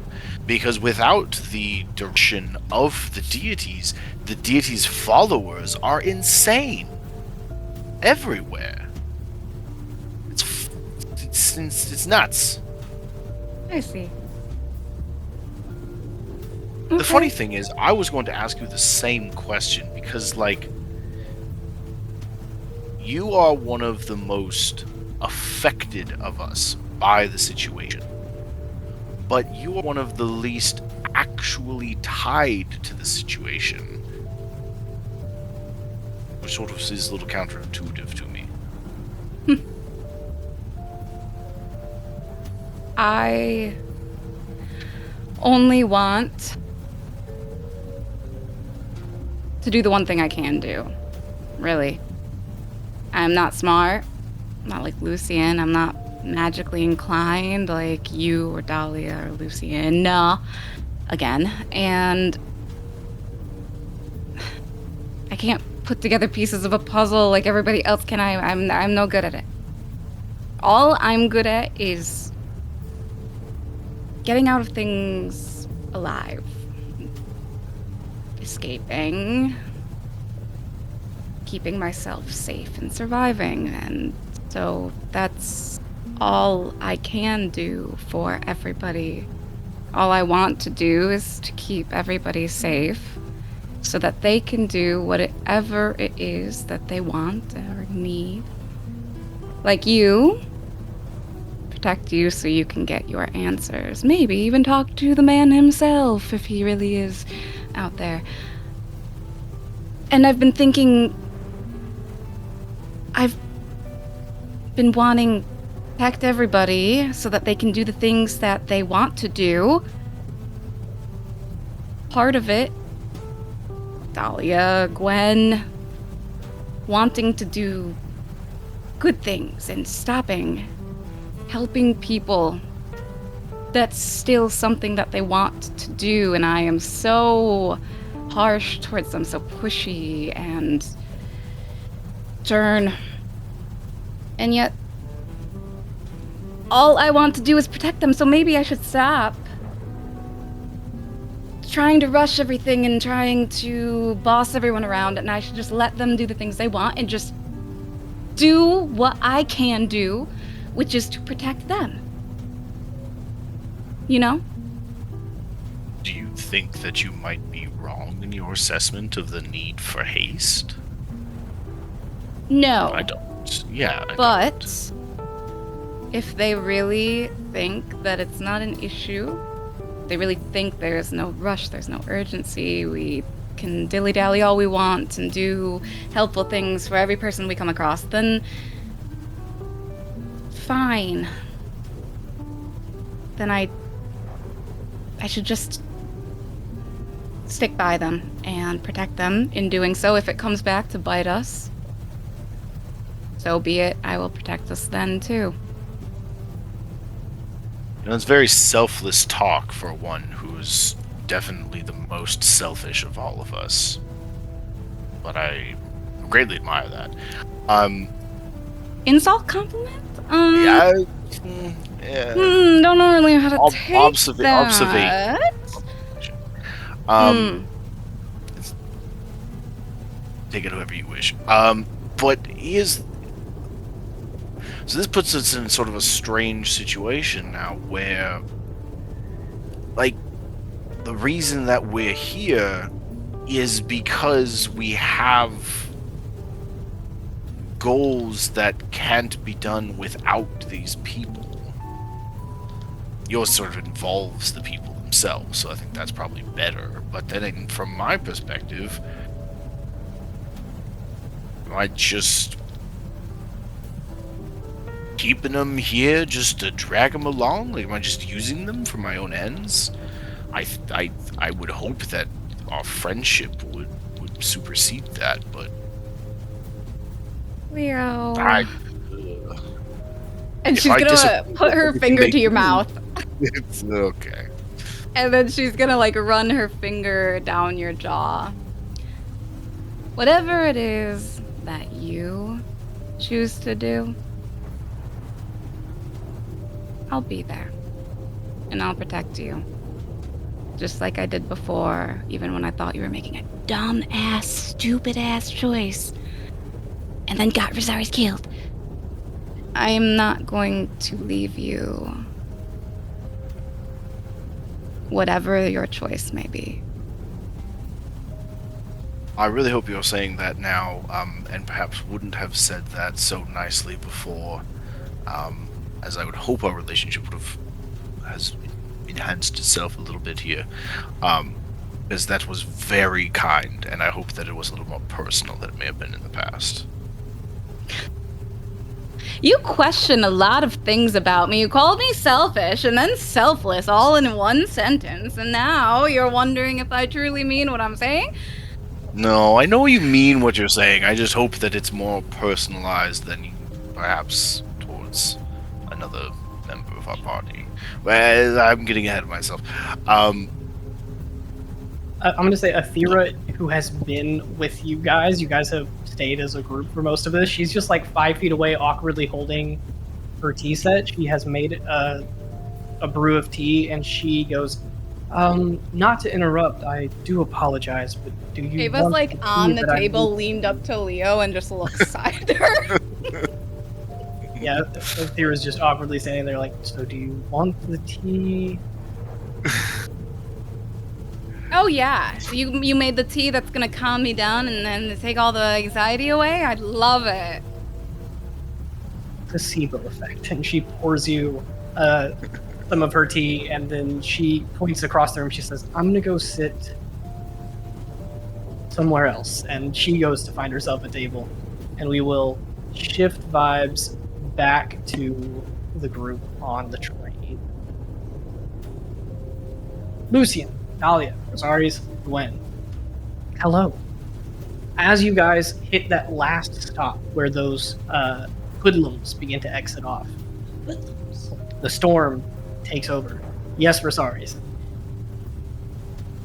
You said you needed to be reminded about Lucian's boat. Yes. Lucian. Thank you. You were casting Identify on the book. I will ask you, I do have something that I am going to tell you with Identify, because Identify typically gives you all the properties of a magic item, and that will partially be true here.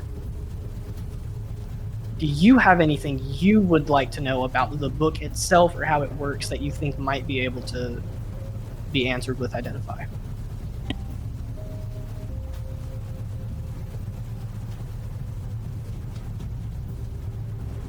Something that will be on the back of Lucian's mind while he's still in that thought process of layman, alive, dead, physical jeez.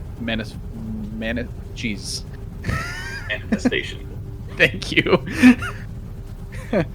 Or more like a spiritual or, consciousness in the ether kind of situation.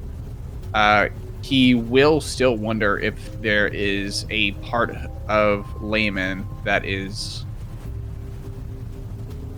either living or being kept / held hostage within the book itself that could be triggering the intelligence of the book. I don't want to say consciousness of the book, but the intelligence of the book looking for him, because it can still trace him. Sure. Will you give me an Arcana check along with this casting of Identify? Absolutely.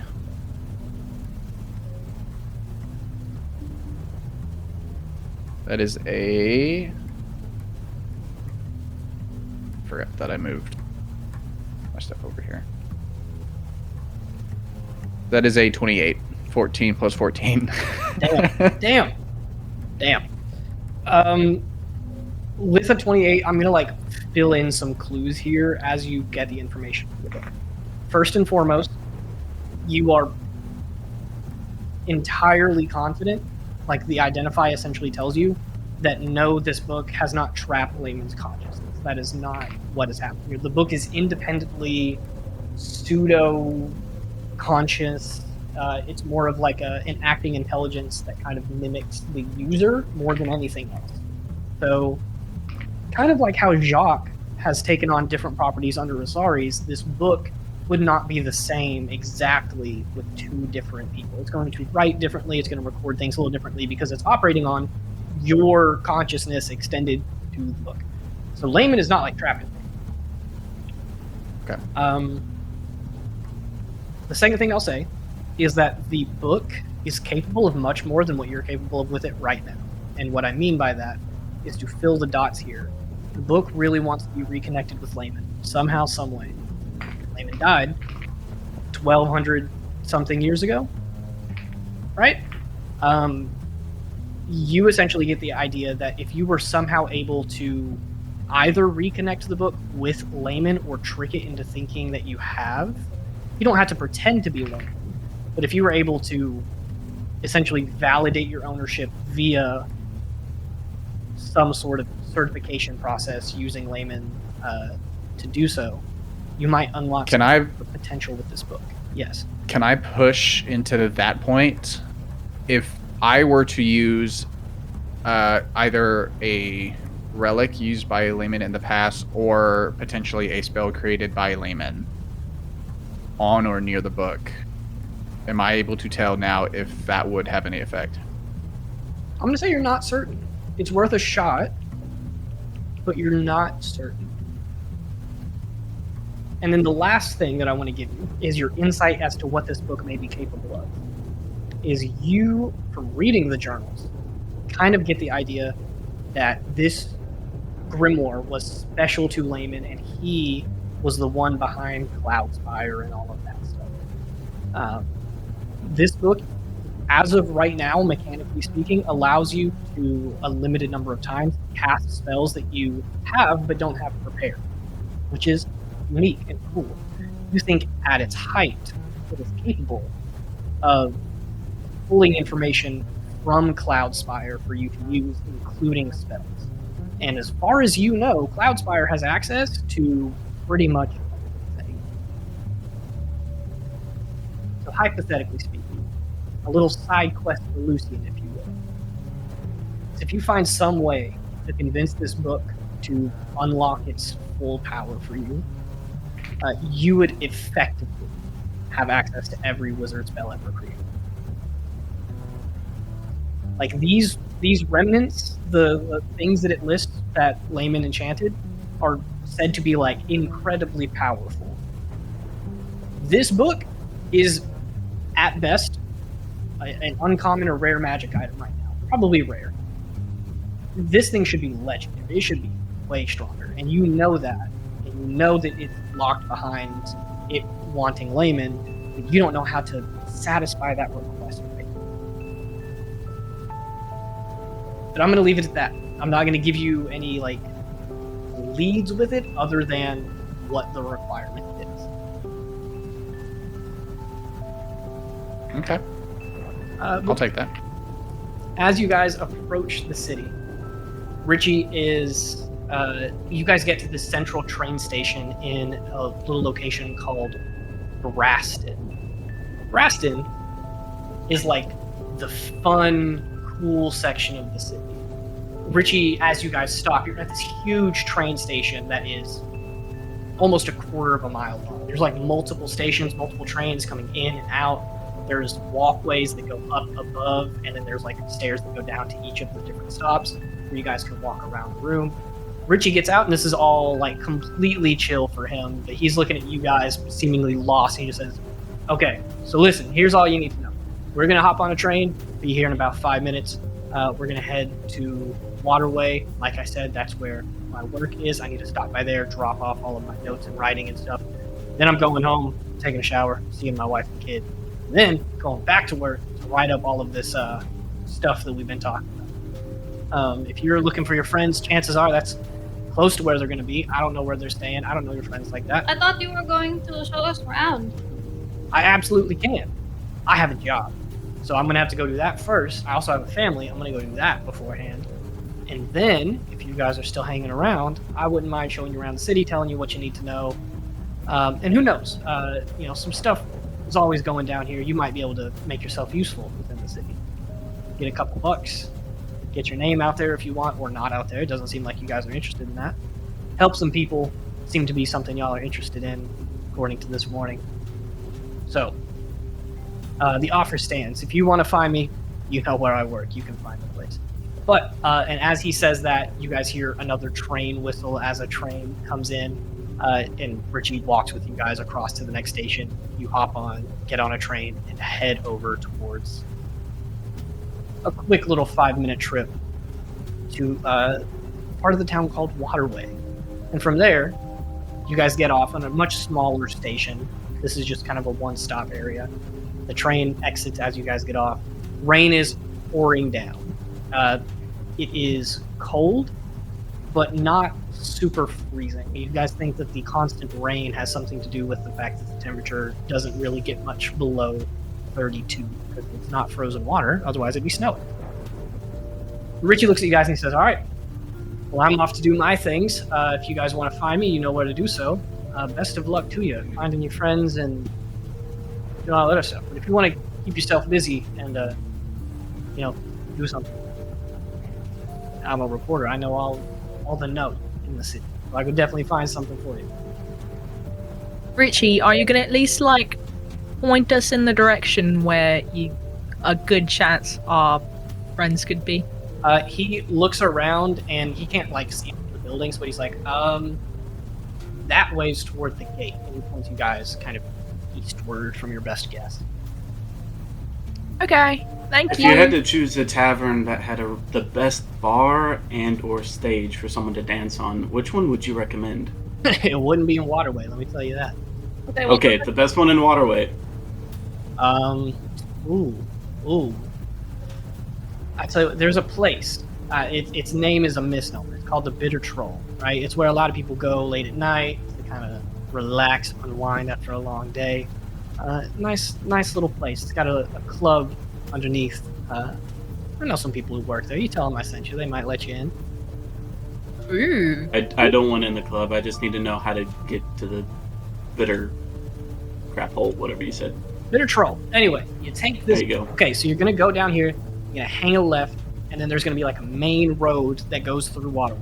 You go all the way, it's going to take you to the docks and the gate. That's not where you want to be, right? You want to go about halfway down. You're going to see this place called Zeal Street, right? You're going to go there. You're going to turn on Zeal Street, and then you're going to go down, and then you're going to see a big glowing sign that says the Bitter Troll. Yellow. Okay. One more thing. I just want to double check that dragons aren't an uncommon thing here, right? Yours, yes. It looks a little different than the rest. But you're going to see some Dragonborns walking around, and they have these tiny little things. I got some bigger ones. They're all blue, though, so I don't know. Good enough for me. All right, Zim. Go on out. He comes out and he looks around, kind of confused. Most people just get like a passing glance over Zim and are like, well, "That one looks weird." Anyway, and keep going. Well, thank you Alright. for your help, Richie. Is it always so loud and stinky? On the train, yes. Other parts of the city, I mean, there's always people up moving around in the city. I mean, it's dark all the time, so, never really sleeps. But it's not always as loud as the train, I'll tell you that. Okay, is it always raining? Yeah, 24/7. This is Even when it's not raining, it's still raining. That doesn't make any sense. Live here for a couple years, it'll make sense. No. He gives you guys a wave and a smile, kind of appreciating the weird love-hate relationship that you formed on this train ride. It was hate, now it's kind of love, and now it's in between. But he's going to give you guys a little two-finger salute. He's going to head off towards his place of work. As a matter of fact, you guys look over, and you see in the direction that he starts walking, like 5 or 6 blocks over, you are able to see like a tall 5 or 6 story building with this large glowing globe on the top made out of metal, and it's like slowly rotating, and it's got lights shining up on it, and it has a big sign that says Windromeda date across it. Looks to be closer to like the downtown area that he's headed to. So I'm just gonna like keep not an eye out, but you know what I mean, for the lights that are like my friends. Mm-hmm.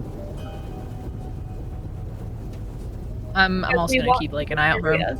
Yeah, I mean, if you guys just want to head in that direction, it's ultimately up to Ava and Leo whether they're there or not. But you might bump into them as you guys are walking around. It is kind of it's a big city, as in there's a lot of people, but it's not huge area-wise. It's kind of like Callisto, where it's pretty dense in most areas.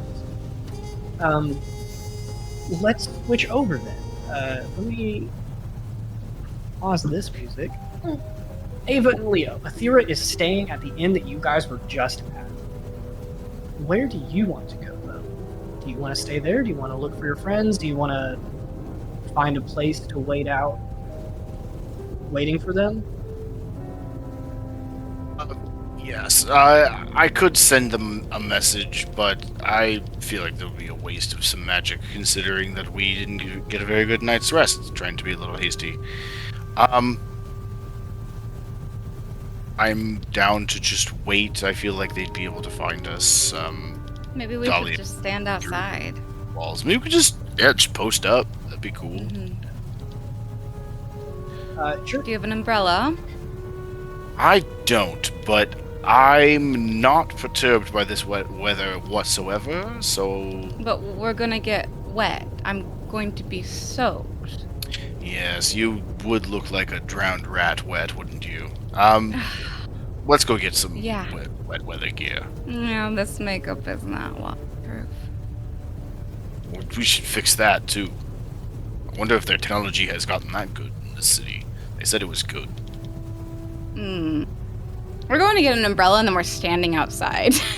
Don't be an immediate place to buy an umbrella, but there are, like I said, most of the walkways will have areas that are covered. Oh, okay. So, like, we'll just stand outside, under a thingy then. Is like not a patio, but a place that has that covering overhead so that the rain goes on and then rolls off closer into the street. You guys stand out there, kind of leaning against the wall, and then after standing out there for a couple of minutes, another person walks up, leans against the wall like 5 feet from you guys, lights up a cigarette and is standing there. It's always dark here, so there's constantly light, so there's like some harsh lighting on this person's face. Like half of it's really nice and bright, the other half completely in shadow, and they just take a long drag, look over at you guys, and just go, "You too?" What? Is that a pre-made cigarette? Yeah. It looks too uniform to be hand-rolled. That's... Shame. Yeah. Shame on you. Buy them at the store. Are you stupid or not from here? Where I come from, people roll their own tobacco. It's a sense of pride. Well, where I come from, people don't have time for that. What were you assuming about us just now? That you Sorry, I were was thrown off. Oh, Rooting, Kind of- yeah. He Sure. turns and points up Rooting. the sign of this place, and the name of this tavern inn that you guys have found yourself in is literally called the Melancholy Merc. So he's sitting here and he's like, Mhm. "Listen, Oh, I thought that was metaphorical. no, this is a place to go and drown your sorrows or drown yourself in them." This is perfect. Thank you. I'm gonna go we inside. do need probably. we do need some of that right now. Wait, no, we have actually. to wait for our friends. Hey, do you know the Uh. best place to like dance here? Real quick. Persuasion check. Okay. Okay, that's 12 plus 12, so 24. 24. He laughs a little bit as he's taking another hit of his cigarette, and he says, "I mean, yeah, everybody knows a couple clubs around these parts, but I don't know if they're gonna let you in. You guys are clearly not from here. I can point you in the direction, but Why wouldn't they let us in? you know what the word exclusivity means." So how would No. one get into said clubs? What? You gotta know someone who knows someone. And where do I find the somebodies who know somebodies? Well, if I knew, But that fucking reporter knows He- everybody in he this. tosses his No. cigarette down and stamps it out, and he says, "If I knew, I wouldn't be standing here." He's gonna turn and walk into the building. A bell ding, So true, though. and he stops as the door is opening. He's like, "Oh, I didn't tell you where it is." He gives you guys the direction, same directions that Richie just gave the other group of. Go on the main street, turn onto Zeal Street, and then there is a large sign, glowing yellow, that says the Bitter Troll. Leo, we have to go there. Sounds delightful. I just hope there's not a manipulative asshole that's gonna end up being somewhat helpful in the end. Yeah. That was very specific, Leo. Well, I don't know. Flaviano just rubbed me the wrong way, okay? I'm gonna just grab your hand and start walking. Oh, I can't say no when she touches me. My question for the entire group at this point is, Oh, do man, you I'm guys sorry. run into each other at the Bitter Troll? It seems like both of you guys are heading there. I think that is where the group is ultimately going to find themselves. So, Yeah. I think we both get there at the same exact time. Yeah. In these dark city streets, lanterns hung from the outsides of buildings, many walkways and sidewalks covered with protection from the rain, but then there's still like slits where the rain gets through, so all of you are getting just like damp, moist, and uncomfortable. You eventually get there, your hair wet, your clothes soaked through a little bit. You guys see each other approaching the Bitter Troll. It's this like 3 or 4 story building, big like neon-esque sign on the outside of it. Very, very nice. It says the Bitter Troll, and it's got a almost cartoonish picture of a troll's face on it with like makeup, you know, like the big rosy cheeks, the lipstick, the smoky eye. But you guys meet up outside, and you're able to see through the windows. It looks like a very nice lounge bar area, very lavish, very higher class. Like some wealthier people are going to be here. And there is an attendant wearing like a white shirt, black vest, his hair's done back, clean shaven, who is right by the door where there's like an entryway desk, and he has like a list, a big paper list that you see him through the window on the door, and he kind of sees you guys and then begins looking at some papers that he has and flipping through, and then he just sets them down. But all of you reconvene. Hello. How was your walk? Good. You're all alive. I'm That's- surprised. Yep. Yes. We met the Chimera and her baby, and we helped her. I am not surprised. I'm You so. a don't little even bit. know A what little that is. surprised. A I'm little surprised at the surprised. creature, but not at the resolution. Well, I'm They- surprised because they- I've never.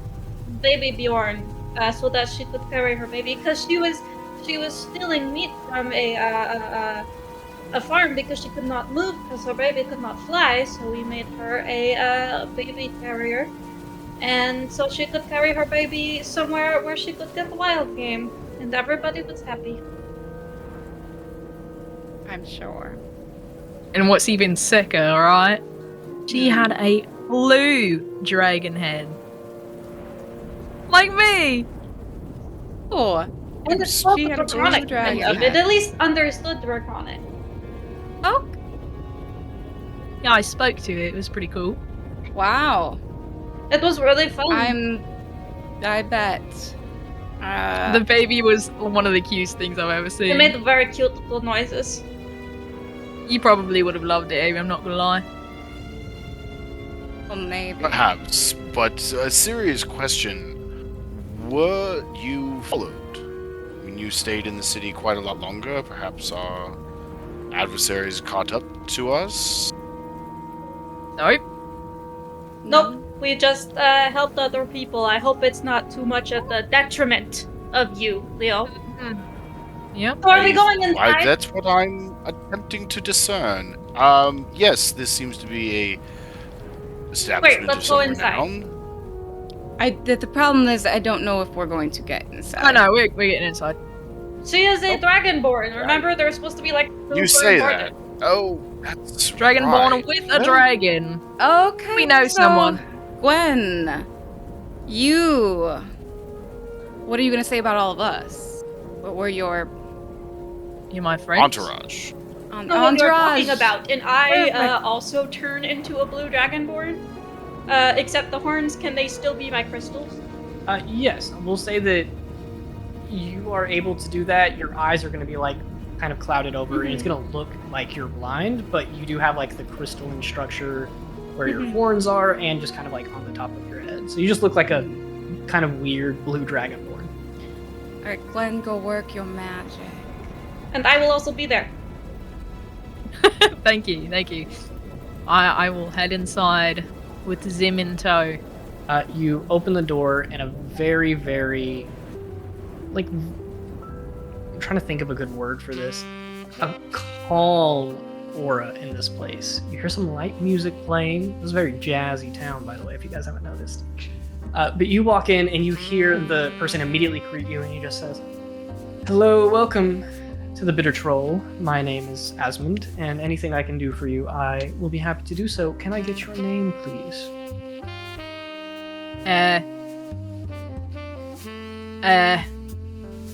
L.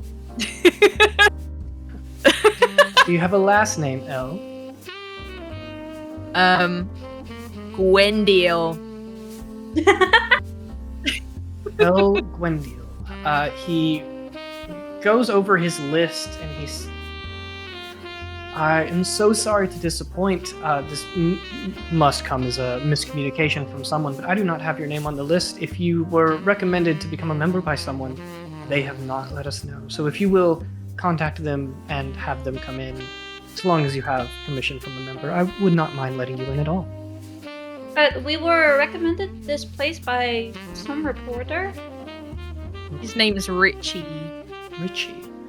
He goes through the list. I'm gonna say, Gwen, give me a persuasion check. You have advantage. Dahlia's helping. yeah. I'm helping. I'm also a dragonborn right now. Cool. I got a. He said persuasion. Yep. That's a 14.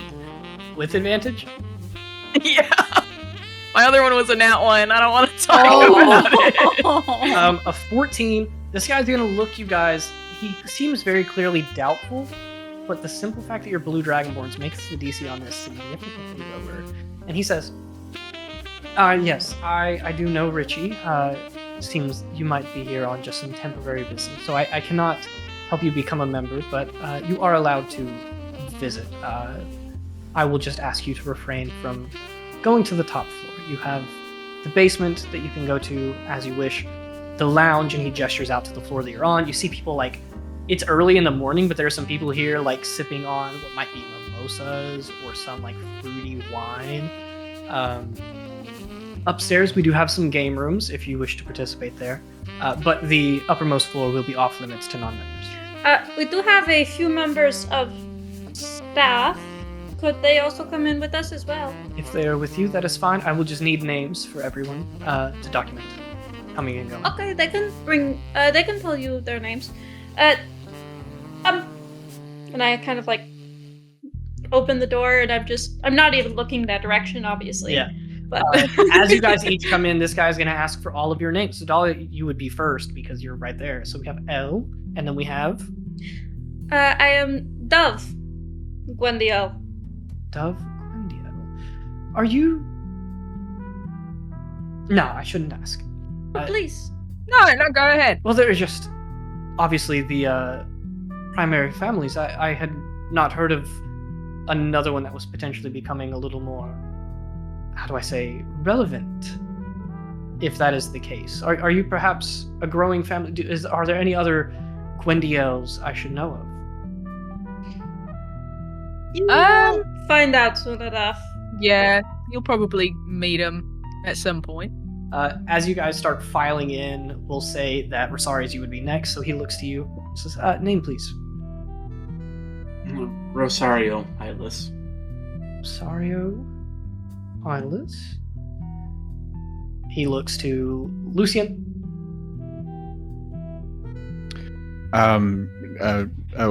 Nisul Ledabet. How do you spell that? Had no problem with Gwendiel. Niecul. Ledabet is Lede capital V ETTE. How interesting. All right. Leo, you're next.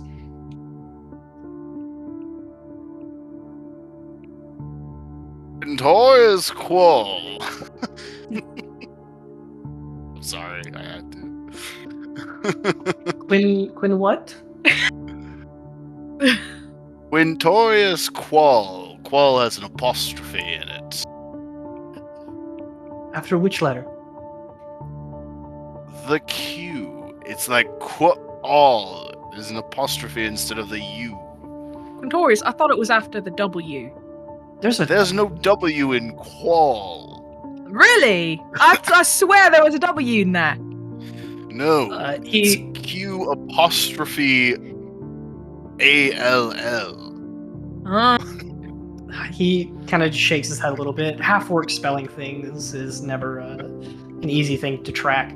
He looks at Ava last. I'm Rose. Rose. Orphaned, unfortunately. I don't know.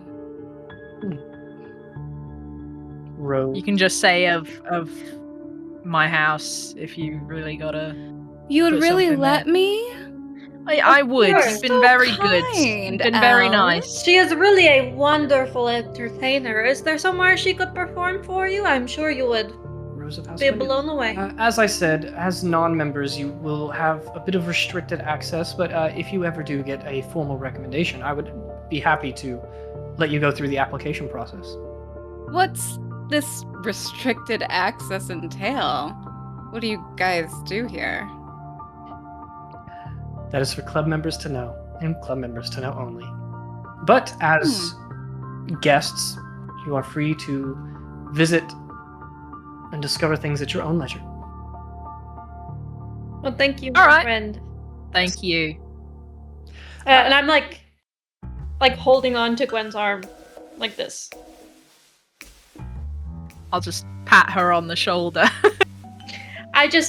You're guiding me. I'm blind. I know. Ava's gonna... Wait, is Lucian's face still in that damn book? Immediately after giving my name, yes. Alright, as we're walking in, Ava's gonna stop in front of you. I'm gonna immediately grab him by the scruff of his neck and pull him out from doing it. Just be like, Ava, play nice. Lucian, I want to talk to you. It's urgent. Face still in book. One moment. Ava's gonna slam the book closed in your face. I said it's urgent. What do you need? What could be so urgent? Really, Lucian, I've been meaning to talk to you about this. Now don't freak out, but we're gonna need to sleep together. Every night. From now on. What? Lucian is my roommate. As in the same bed, or Which you need kind a of- room? Which kind? And then Or- there's like 2 or 3 different ones. Is there? Well, what Yeah. one did you think I meant, Lucian? I mean, do you, All right, don't do you answer want that. to share a room? We need or... to. Yes, we need to. Every night. It's for the best. Oh, but Lu- Ava, Lucian's going to look over at Leo and go, but weren't you... why? Lucian? We're not there yet. It's fine. What do you mean? Why? Do you have a problem with sleeping with me because you slept with Dahlia just fine all those times? Yes, I am afraid of the dark, and he keeps his light on all night, and it reminds me that there is someone there. I would really rather prefer stay Lucian's roommate. Well, you made it seem 3 so is vital, so fine. that's why I'm asking why Okay. you. It's Lucian, important that you sleep. It is. in the It's same very room as important us. that we sleep together because. See, I have this idea. I'm gonna buy these little chains, right? I'm gonna attach little bells on them, and we can put them on all the doors and windows. So that'll be plan 1. Plan 2, though, my second plan, I'm going to get a bear trap in which you will make invisible, and we'll place it on the ground. So if somebody gets past the bells, which they probably would not, they'll definitely not get past the invisible bear trap. There is the chance that we might forget there's a invisible bear trap on the ground, I'm- but an I'm so intruder. sorry to interrupt you. I didn't even get to plan 3 yet. Perhaps What? we should go to a table instead of standing right here at the front of And- this place.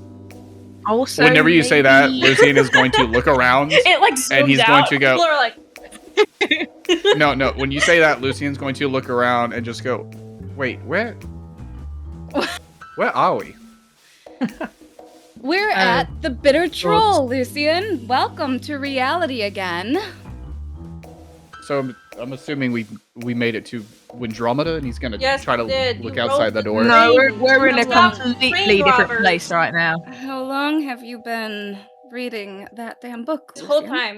time. We really That's- tried. Yeah. We really tried. That's We not did. important. Okay, let's go sit down. So and you'll we'll sleep with figure me? out Also, why, relax with the names, guys. Come on. I we just don't gave- like sleeping next to anyone. Niso. You can be in the room. Yes, Lucian. So That are is we what all I meant. 3 sharing a Thank room, you. or are you subject? 3? to 3. Yes. So, is it smart to put a bear trap in a room with someone who's blind? The table. Well, I didn't get to plan 3 yet. Okay, we're gonna go to the table. I'm gonna take you guys and go to the table, sit you down. And that's the other thing, Niesel. You should let me borrow that book. When you say that, his facial expression is going to drop immediately. I want to insight you, but I don't even know if you know is the problem. Ava wants to check and see if this book is affecting him. Basically, can I If you want to make do a that, check it for wouldn't that? be insight. It would probably be arc. Arcana? Fuck. Why can't it be insight though? Because insight is reading people, and you're not reading a Okay. person. Okay, well, I would Can let you I- make insight if you were trying to His- judge if Lucian is acting weird, but you already know that. yeah. Zach, what were you going for? I was just gonna say, I feel like Lucian and Osiris are both obsessive compulsive about their niche topics. Can I just see if that's what's going on? Yeah, I'll let both of you make. I'll let you make insight, Rosaries, and Ava makes Arcana. Completely the- backwards. Can we Sorry. switch? If you communicate No! with the character. No, because I have a +2. No. I want the +7. Thank you very much. Huh? Choose your roles better. I don't know. Do you want me to roll against it? No, I'll just give them information based on. Okay. I might defer to you to help me give information, but we'll just go based on Okay. the rules. A 20 is going to be 15 plus. everything. 15 plus 7, 22. Yeah, 22. Ava, what'd you get? Not a 20. Not even a 10. So Okay, Ava. Okay, what was it? Wait. What was it? it was a.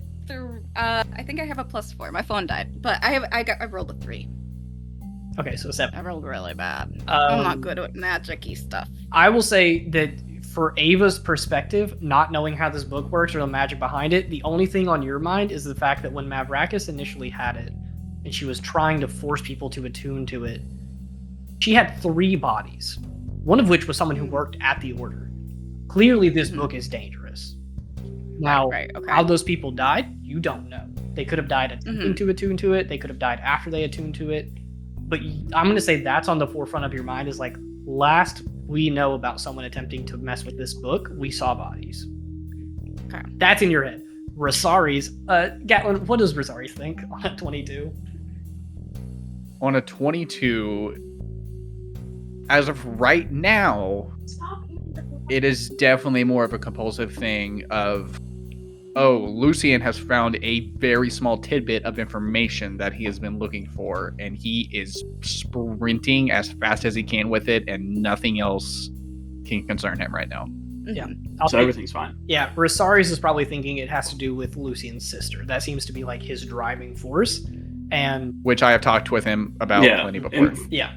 what I'm going to go with is just like, this is normal. It's one of those like, let the little tiger run his course until he passes out type of thing. Yeah. Like, okay, it's fine. Well, what do you say, Lucian? To you, letting you use this? No. Not to using it. Just- to take it? just- No. Why? Because I said so. As of right now, no one else is touching this book besides me. Why? For reasons you might find out later as soon as I get more answers. That was such a change in tone. Sorry, the volume was up.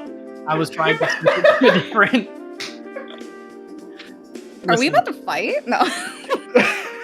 I'm trying to. Are we about to fight or have a dance contest? Different, more upbeat vibe for this little lounge, and it blasts. Hold on. This is... Has anyone watched Amazing Digital Circus? Okay, right after the very end of every episode, when there's a very traumatic reveal, music that sounds almost exactly like this plays. That's foreshadowing. All right, Lucian, I was just trying to help you, okay? Well, I appreciate it, but I would not feel comfortable relinquishing control of this book to anyone at the moment. She's just kind of like suspiciously looking at you. Ava, to be fair from his perspective, the last time you wanted to take the book from him, you did threaten to give it to Advant. Now, I do appreciate the sentiment of trying to bring me back for that, but you can see the concern for him. You think I would give it away?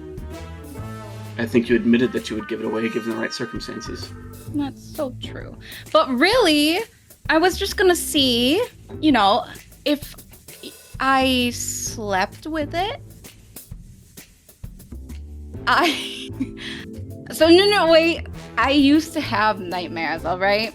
I still have nightmares, but the nightmares used to be other people's nightmares, somehow. And so I thought maybe if I were to touch it, or hold it, or something, and I went to sleep, I might be shown something. Lucian, give me an Arcana check. I'm gonna say. I was just gonna say no. I'm almost tempted to give you disadvantage because Lucian is very one-track minded, but since it has to do with the book, I'm not. If it was anything else, I would agree, but Yeah. That's a 17 plus a 14. 31. God. Immediately, Ava starts talking about, like, I would go to sleep and have other people's nightmares. You're like, oh, I've seen Ava cast magic. She has, like, enchantment and mind stuff. She was just casting Detect Thoughts on accident. I need to change this music. Please, Lord. I'm so sorry. It sounded anyways. almost like Go Big Red, and it was sending me every single time. If you won't let me touch the book, then I'll find a different way to help you. And what would that be? Because I would much prefer to know how you plan on helping me before I suddenly find out. She smiles. Especially at after you. hearing that you plan on putting bear traps in my room. She smiles bigger at you. Anyways, I'm gonna go check this place out. And she just walks away. Lucian's gonna turn to or Dahlia. Needle, whatever it was. Neasel. Neasel. Could you at least maybe read less while we're out and about and spend a bit more attention to your surroundings? For your own sake. I don't want you to like trip over a rock and like face planted in the ground. Got a bloody chin.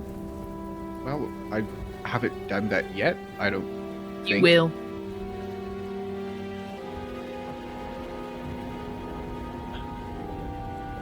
You said you turned to me? Yes. Get our DM out of the chat. Banished? Aren't you supposed to go to funny chat, bro? Get out of here. Yeah, what? The fuck, shorty? For context, for anybody who is not one of us, I was using YouTube for some of the jazz music, and one of the recommendations for some stupid reason is 1 hour of silence, occasionally broken up by a dodgeball sound effect. And that 2.6 million views, by the way. yeah. And yes, Mads, I break way too easy. Yeah. It's a problem. Sorry. I don't know if this Turn is to while Dahlia. you were turning to Dahlia, but I will throw it back out there that with the Arcana check on a 31, you don't just know that Ava was accidentally casting like Detect Thoughts or some similar kind of mind-reading spell. I'm gonna say that you're a little curious as to like how that would work on a partially sentient book.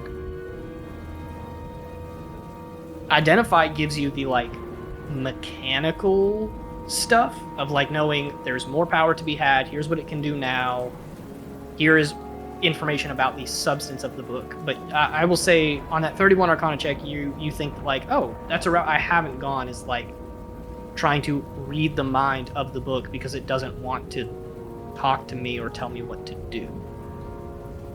You're welcome.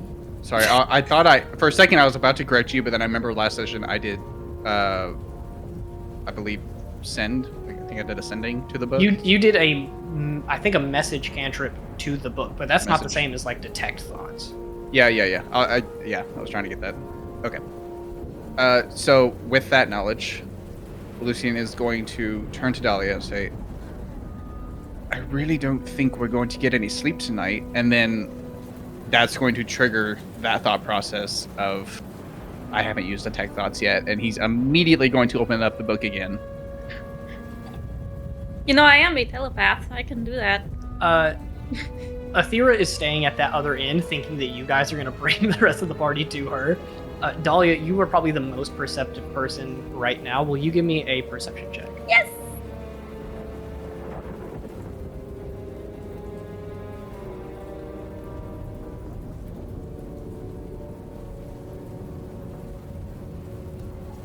Basics. Cool. They weren't exactly good at hiding it. A couple of people, after you guys were talking pretty loudly, like at the front, and 6 of you walked in. A couple of the patrons around at different tables have kind of started talking slower and quieter and are what you could only assume to be like listening in. And Lucian whipping out this book again and immediately flipping through it, you immediately feel people's perception on the group. Like you are not in a private space right now. Perhaps here is not the best place to do this.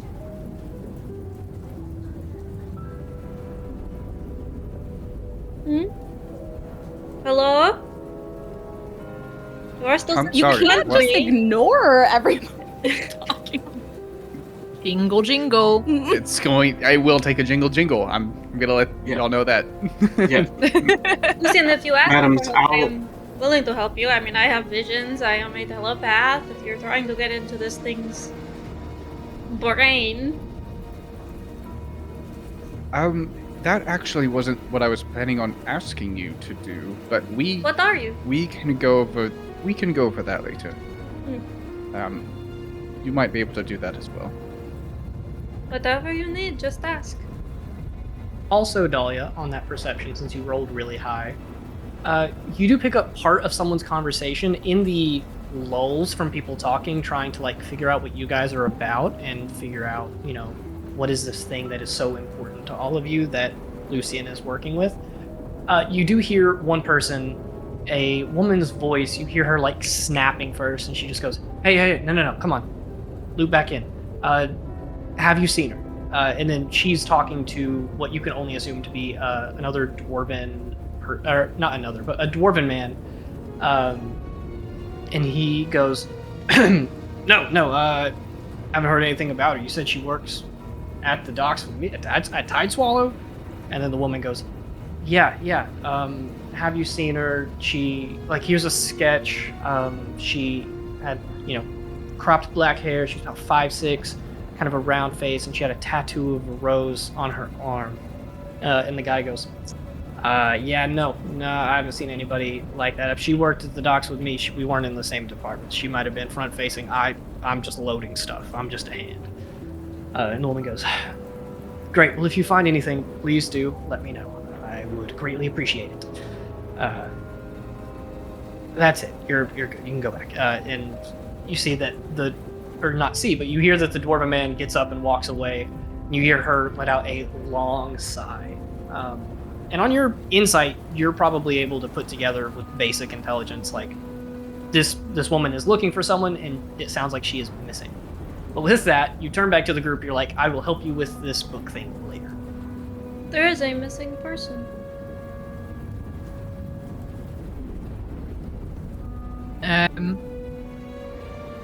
Is it, important? I don't know. Well, I kind of want to go around and, It's always important. Sorry, what is it that you wanted me, Lucian? We can discuss it later. I prefer to be in a more quiet setting than this. No. Alright, well, the rest of you, the train was interesting. It was loud. I don't really much care for it, but we got from, the town that we were in, to Windromeda in 45 minutes. You are only pretty talking crazy. to Leo. I thought we were all here. I said she left to go check out the place. I'm also going to dismiss myself to go look around. Also, as you're sitting there talking to the limited group that you have now, Ava, you were up walking around. I'll say that you also heard and saw this conversation between this woman and the dwarven man. She does not care. You do not care. You move She past does not care. Where are you looking to go? First of all, she's changing out of the wet clothes and into her more fancy,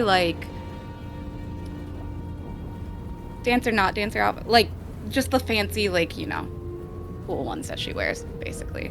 And then, going to get a drink. And she wanted to do ascending as well. Mm-hmm. You can absolutely, there's a bar on this first floor, so you go change, you come back out wearing much nicer, drier clothes. You go up to the bar. What's the sending that you want to do? Should I do it, out loud, or...? That's up to you. If you think that as a player you want to keep it secret from the other players, then sure. For right now. Your character can keep it a secret, but the players can know. But if you're like, no, I want to drop this bomb on everybody later, then yeah. Maybe. It might not even be a bomb to drop, so... But I want to leave it open right now, so... Yeah, I don't want to say it out loud with them. Okay. I mean, do you want me to kick them out and you tell it to me? Sure, Say it sure, for the camera? just for a second. Okay, Sure. everybody to the other Hi one. guys, I do this a lot now. Bye. Gotta start kicking people out. Oh. Okay, it is just you, me, the Kenku music, and our Lord. Greg. Craig's here. I think you already know, because I kind of told you what I wanted to do immediately. Yeah, but And I want to it's- hear it. Okay, she's going to get a drink and cast Sending to Mavrakis. Mm-hmm.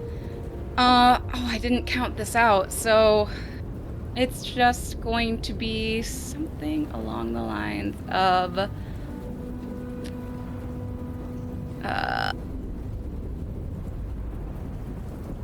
come meet me in Windromeda. We aren't finished yet. Let's talk. I guess that's it.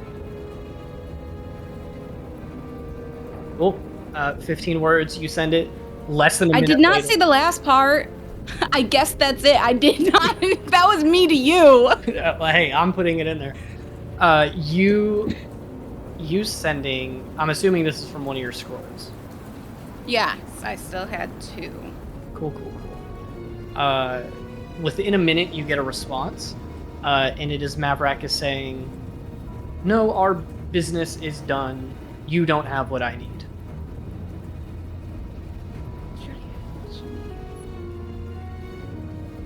Okay. And I'm just not telling them about that at all. Fantastic. They're not mad. We'll bring the rest back in then.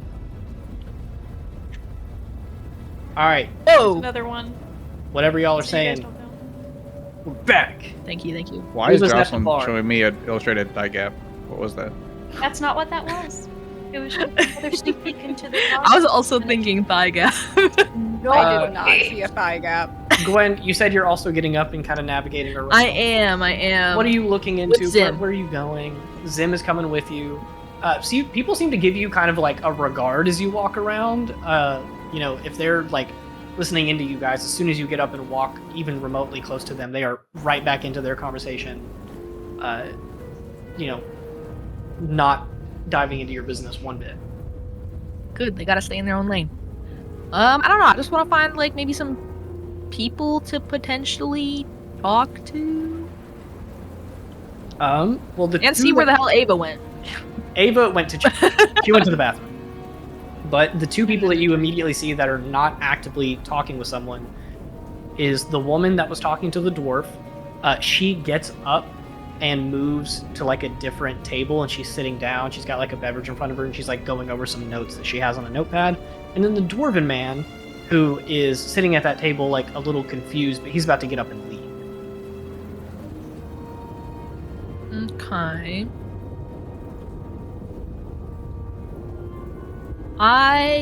I'll go chat with the lady, I guess. Sure. You stride over. This woman she's got like this kind of dark raincoat on, like really nice leather. She's got like a wide brimmed hat that kind of covers her eyes. She's looking down at a notepad. Her skin is a little pale, and her kind of strawberry blonde hair is like pulled back into a bun with some like strands coming out of the hat. And she's sitting there writing on a piece of paper, doesn't even really notice you come up until you're like right at the other side of the table, and then she looks up and like closes her notebook and she says, can I help you? I just had a question, right? Anyone, you weren't talking to anyone, so I figured I'd come ask. But you seem kind of busy with something, or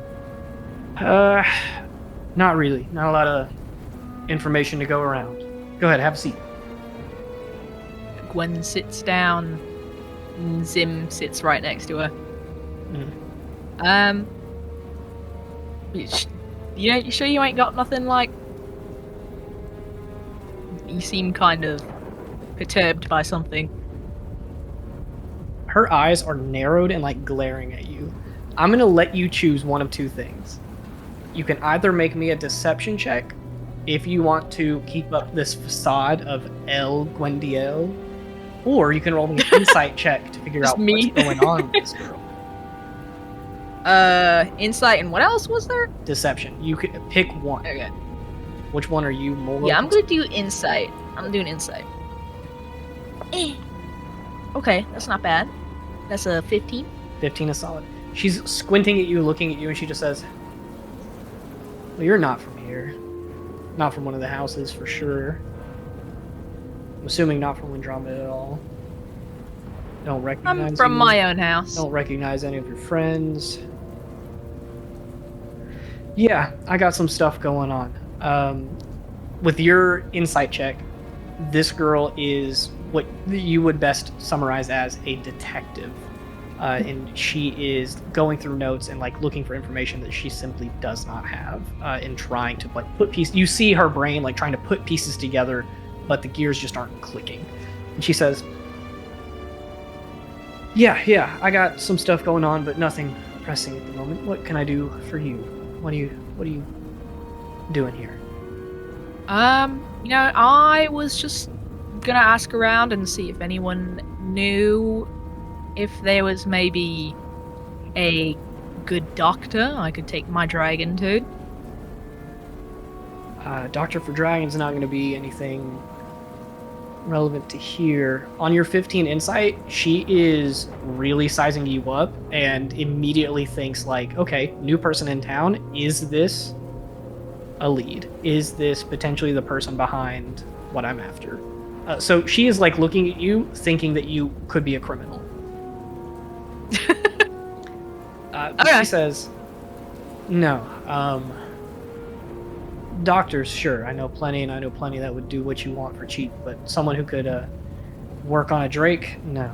That Drake? kind of information is exclusive to your kind's island, which I'm sure you'll have no problem getting to. What do you mean by Drake exactly? She points at Zim and says, that, you're Drake. He's not a Drake. Well, he's not a pseudo, and he's not a dragon, so I'm assuming like a baby Drake. Is that what they're called here? That's what they're called everywhere. He has wings.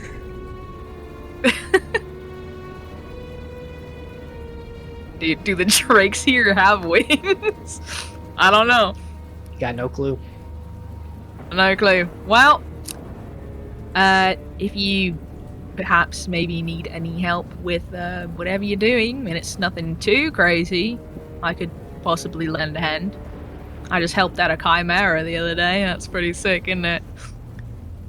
Yeah, really cool. Well, if you happen to know anything about a missing girl, a couple missing people actually, yeah, I could absolutely use your help. But if you are new in town and asking me where to find information about anything draconic, I don't think you're going to be much help to me.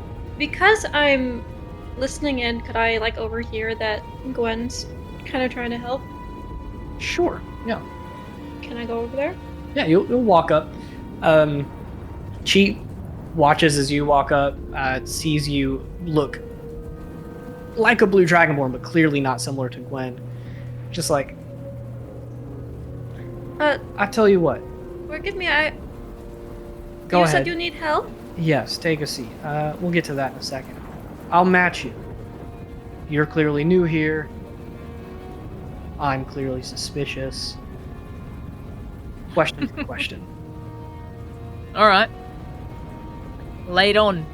You go first. Her eyes narrow, and she's clearly trying to assess whether you're being honest or not. She says, where are the two of you from?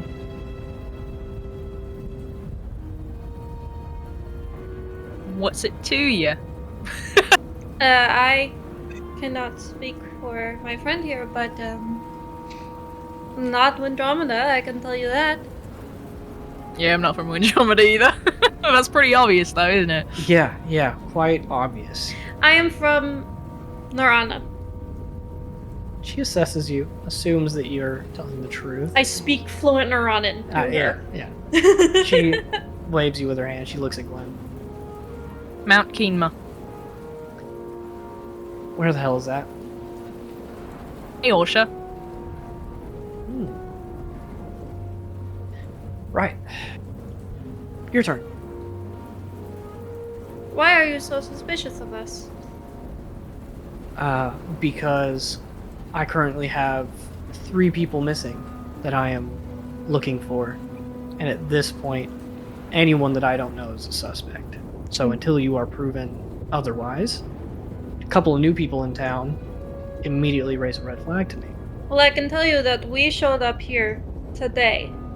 So we haven't really had time to harm anyone, and besides that is not our business anyhow. We are Showed up like an hour ago.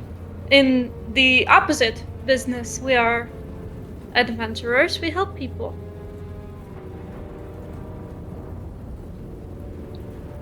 We went to an adventuring academy in Listeria. She takes a second, kind of looks out the window, watching the rain pour on the street. She just says, "Okay, all right. Why are you in Windromeda?" A friend needs to meet somebody. That's so vague. A friend I'm needs also to meet looking for a his doctor, sister. if that's not obvious from what I was trying to get before. Yes, that for our dragon. Right. Stupid question. Okay. Go ahead. Would you accept our help with these missing people? I could surely find a task for you to do. Only as long as it's like, not too crazy. We still got to deal with our friends. Mhm. And we eventually got places to go. Yeah. But we like to do good, and that is genuine. Well, that counted as your question. Now for mine. That's good.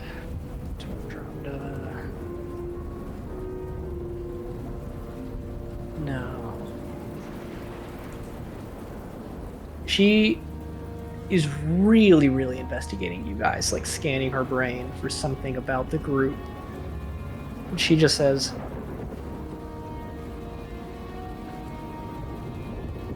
"No, I think that's good.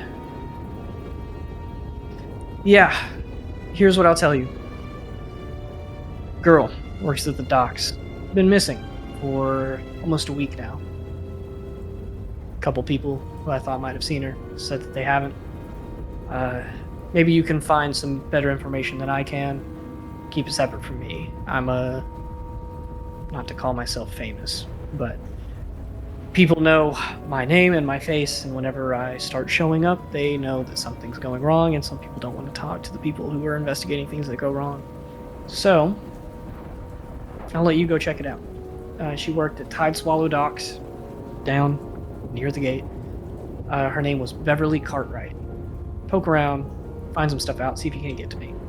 The only thing I'll let you know, she's not the only one missing. But you follow that lead, I'm going to pursue some others. Tell me whatever you find. How will we contact you? I'm here every other day from 11 to 1. It's a nice little lunch spot. Come by, see me, say hi, tell me what you know. Thank you, my friend. What did you say your name was? I didn't. Neither did we. And with that, she will take out a gold coin and set it on the little tab that she had from her drinks. Set her glass on top of it, stand up, kind of wipe her hands a little bit. She said, "All right, I guess that concludes our conversation.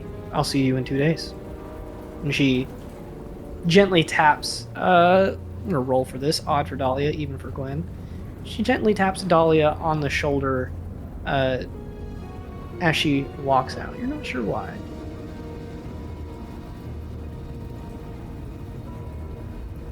Does it feel magic-y? I don't know if you'd have any way to know. You don't... If there were any verbal, somatic, or material components, you probably would have known. So the fact that you didn't feel any of that probably answers your question. Is Dahlia's disguised self still up? It's Yes. it's Or is that polymorph. polymorph? Okay. It's Yeah, a combination of both. gotcha. Either way, touching me is not gonna. Yeah. Like I feel like a dragonborn. On your insight's pretty good. You think that she might have been checking for that, but physical contact reveals illusions, so that didn't go anywhere, so you're probably good. But she heads out, you hear the bell ding as she exits, and she walks down the street, kind of looking at the group through the square grid windows as she exits. And that is where we will end the session, with the mysterious PI exiting back into the rainy streets of Windromeda, missing people. Strange things are happening down at the docks. That's not the strangest at all. As a matter of fact, as Isla, that is her name, sorry, surprise, walked, Uh-oh. You did not mean to say that. I did not. I just decided in the moment that she was not going to say her name, but you guys as players now know. As she exits, you guys looking out the window, if you are, will notice a strange and weird magical creature not walk, but float by the window. It almost looks like a football-shaped jellyfish with tentacles coming down and two little eye stalks that pop up. It's a and fluff. And it goes past some people in the area that you're in, look out and see it kind of just floating down the street, and they pay it absolutely no mind. And it just keeps on going. This city has got a lot of weird stuff in store for y'all, but we'll find out more next week. Is he wearing a tie and also has a, a cup full of Little briefcase. black coffee and a briefcase? Well, has a job. We'll see you guys next week. Thanks for tuning in. Bye. Bye. Not the flump.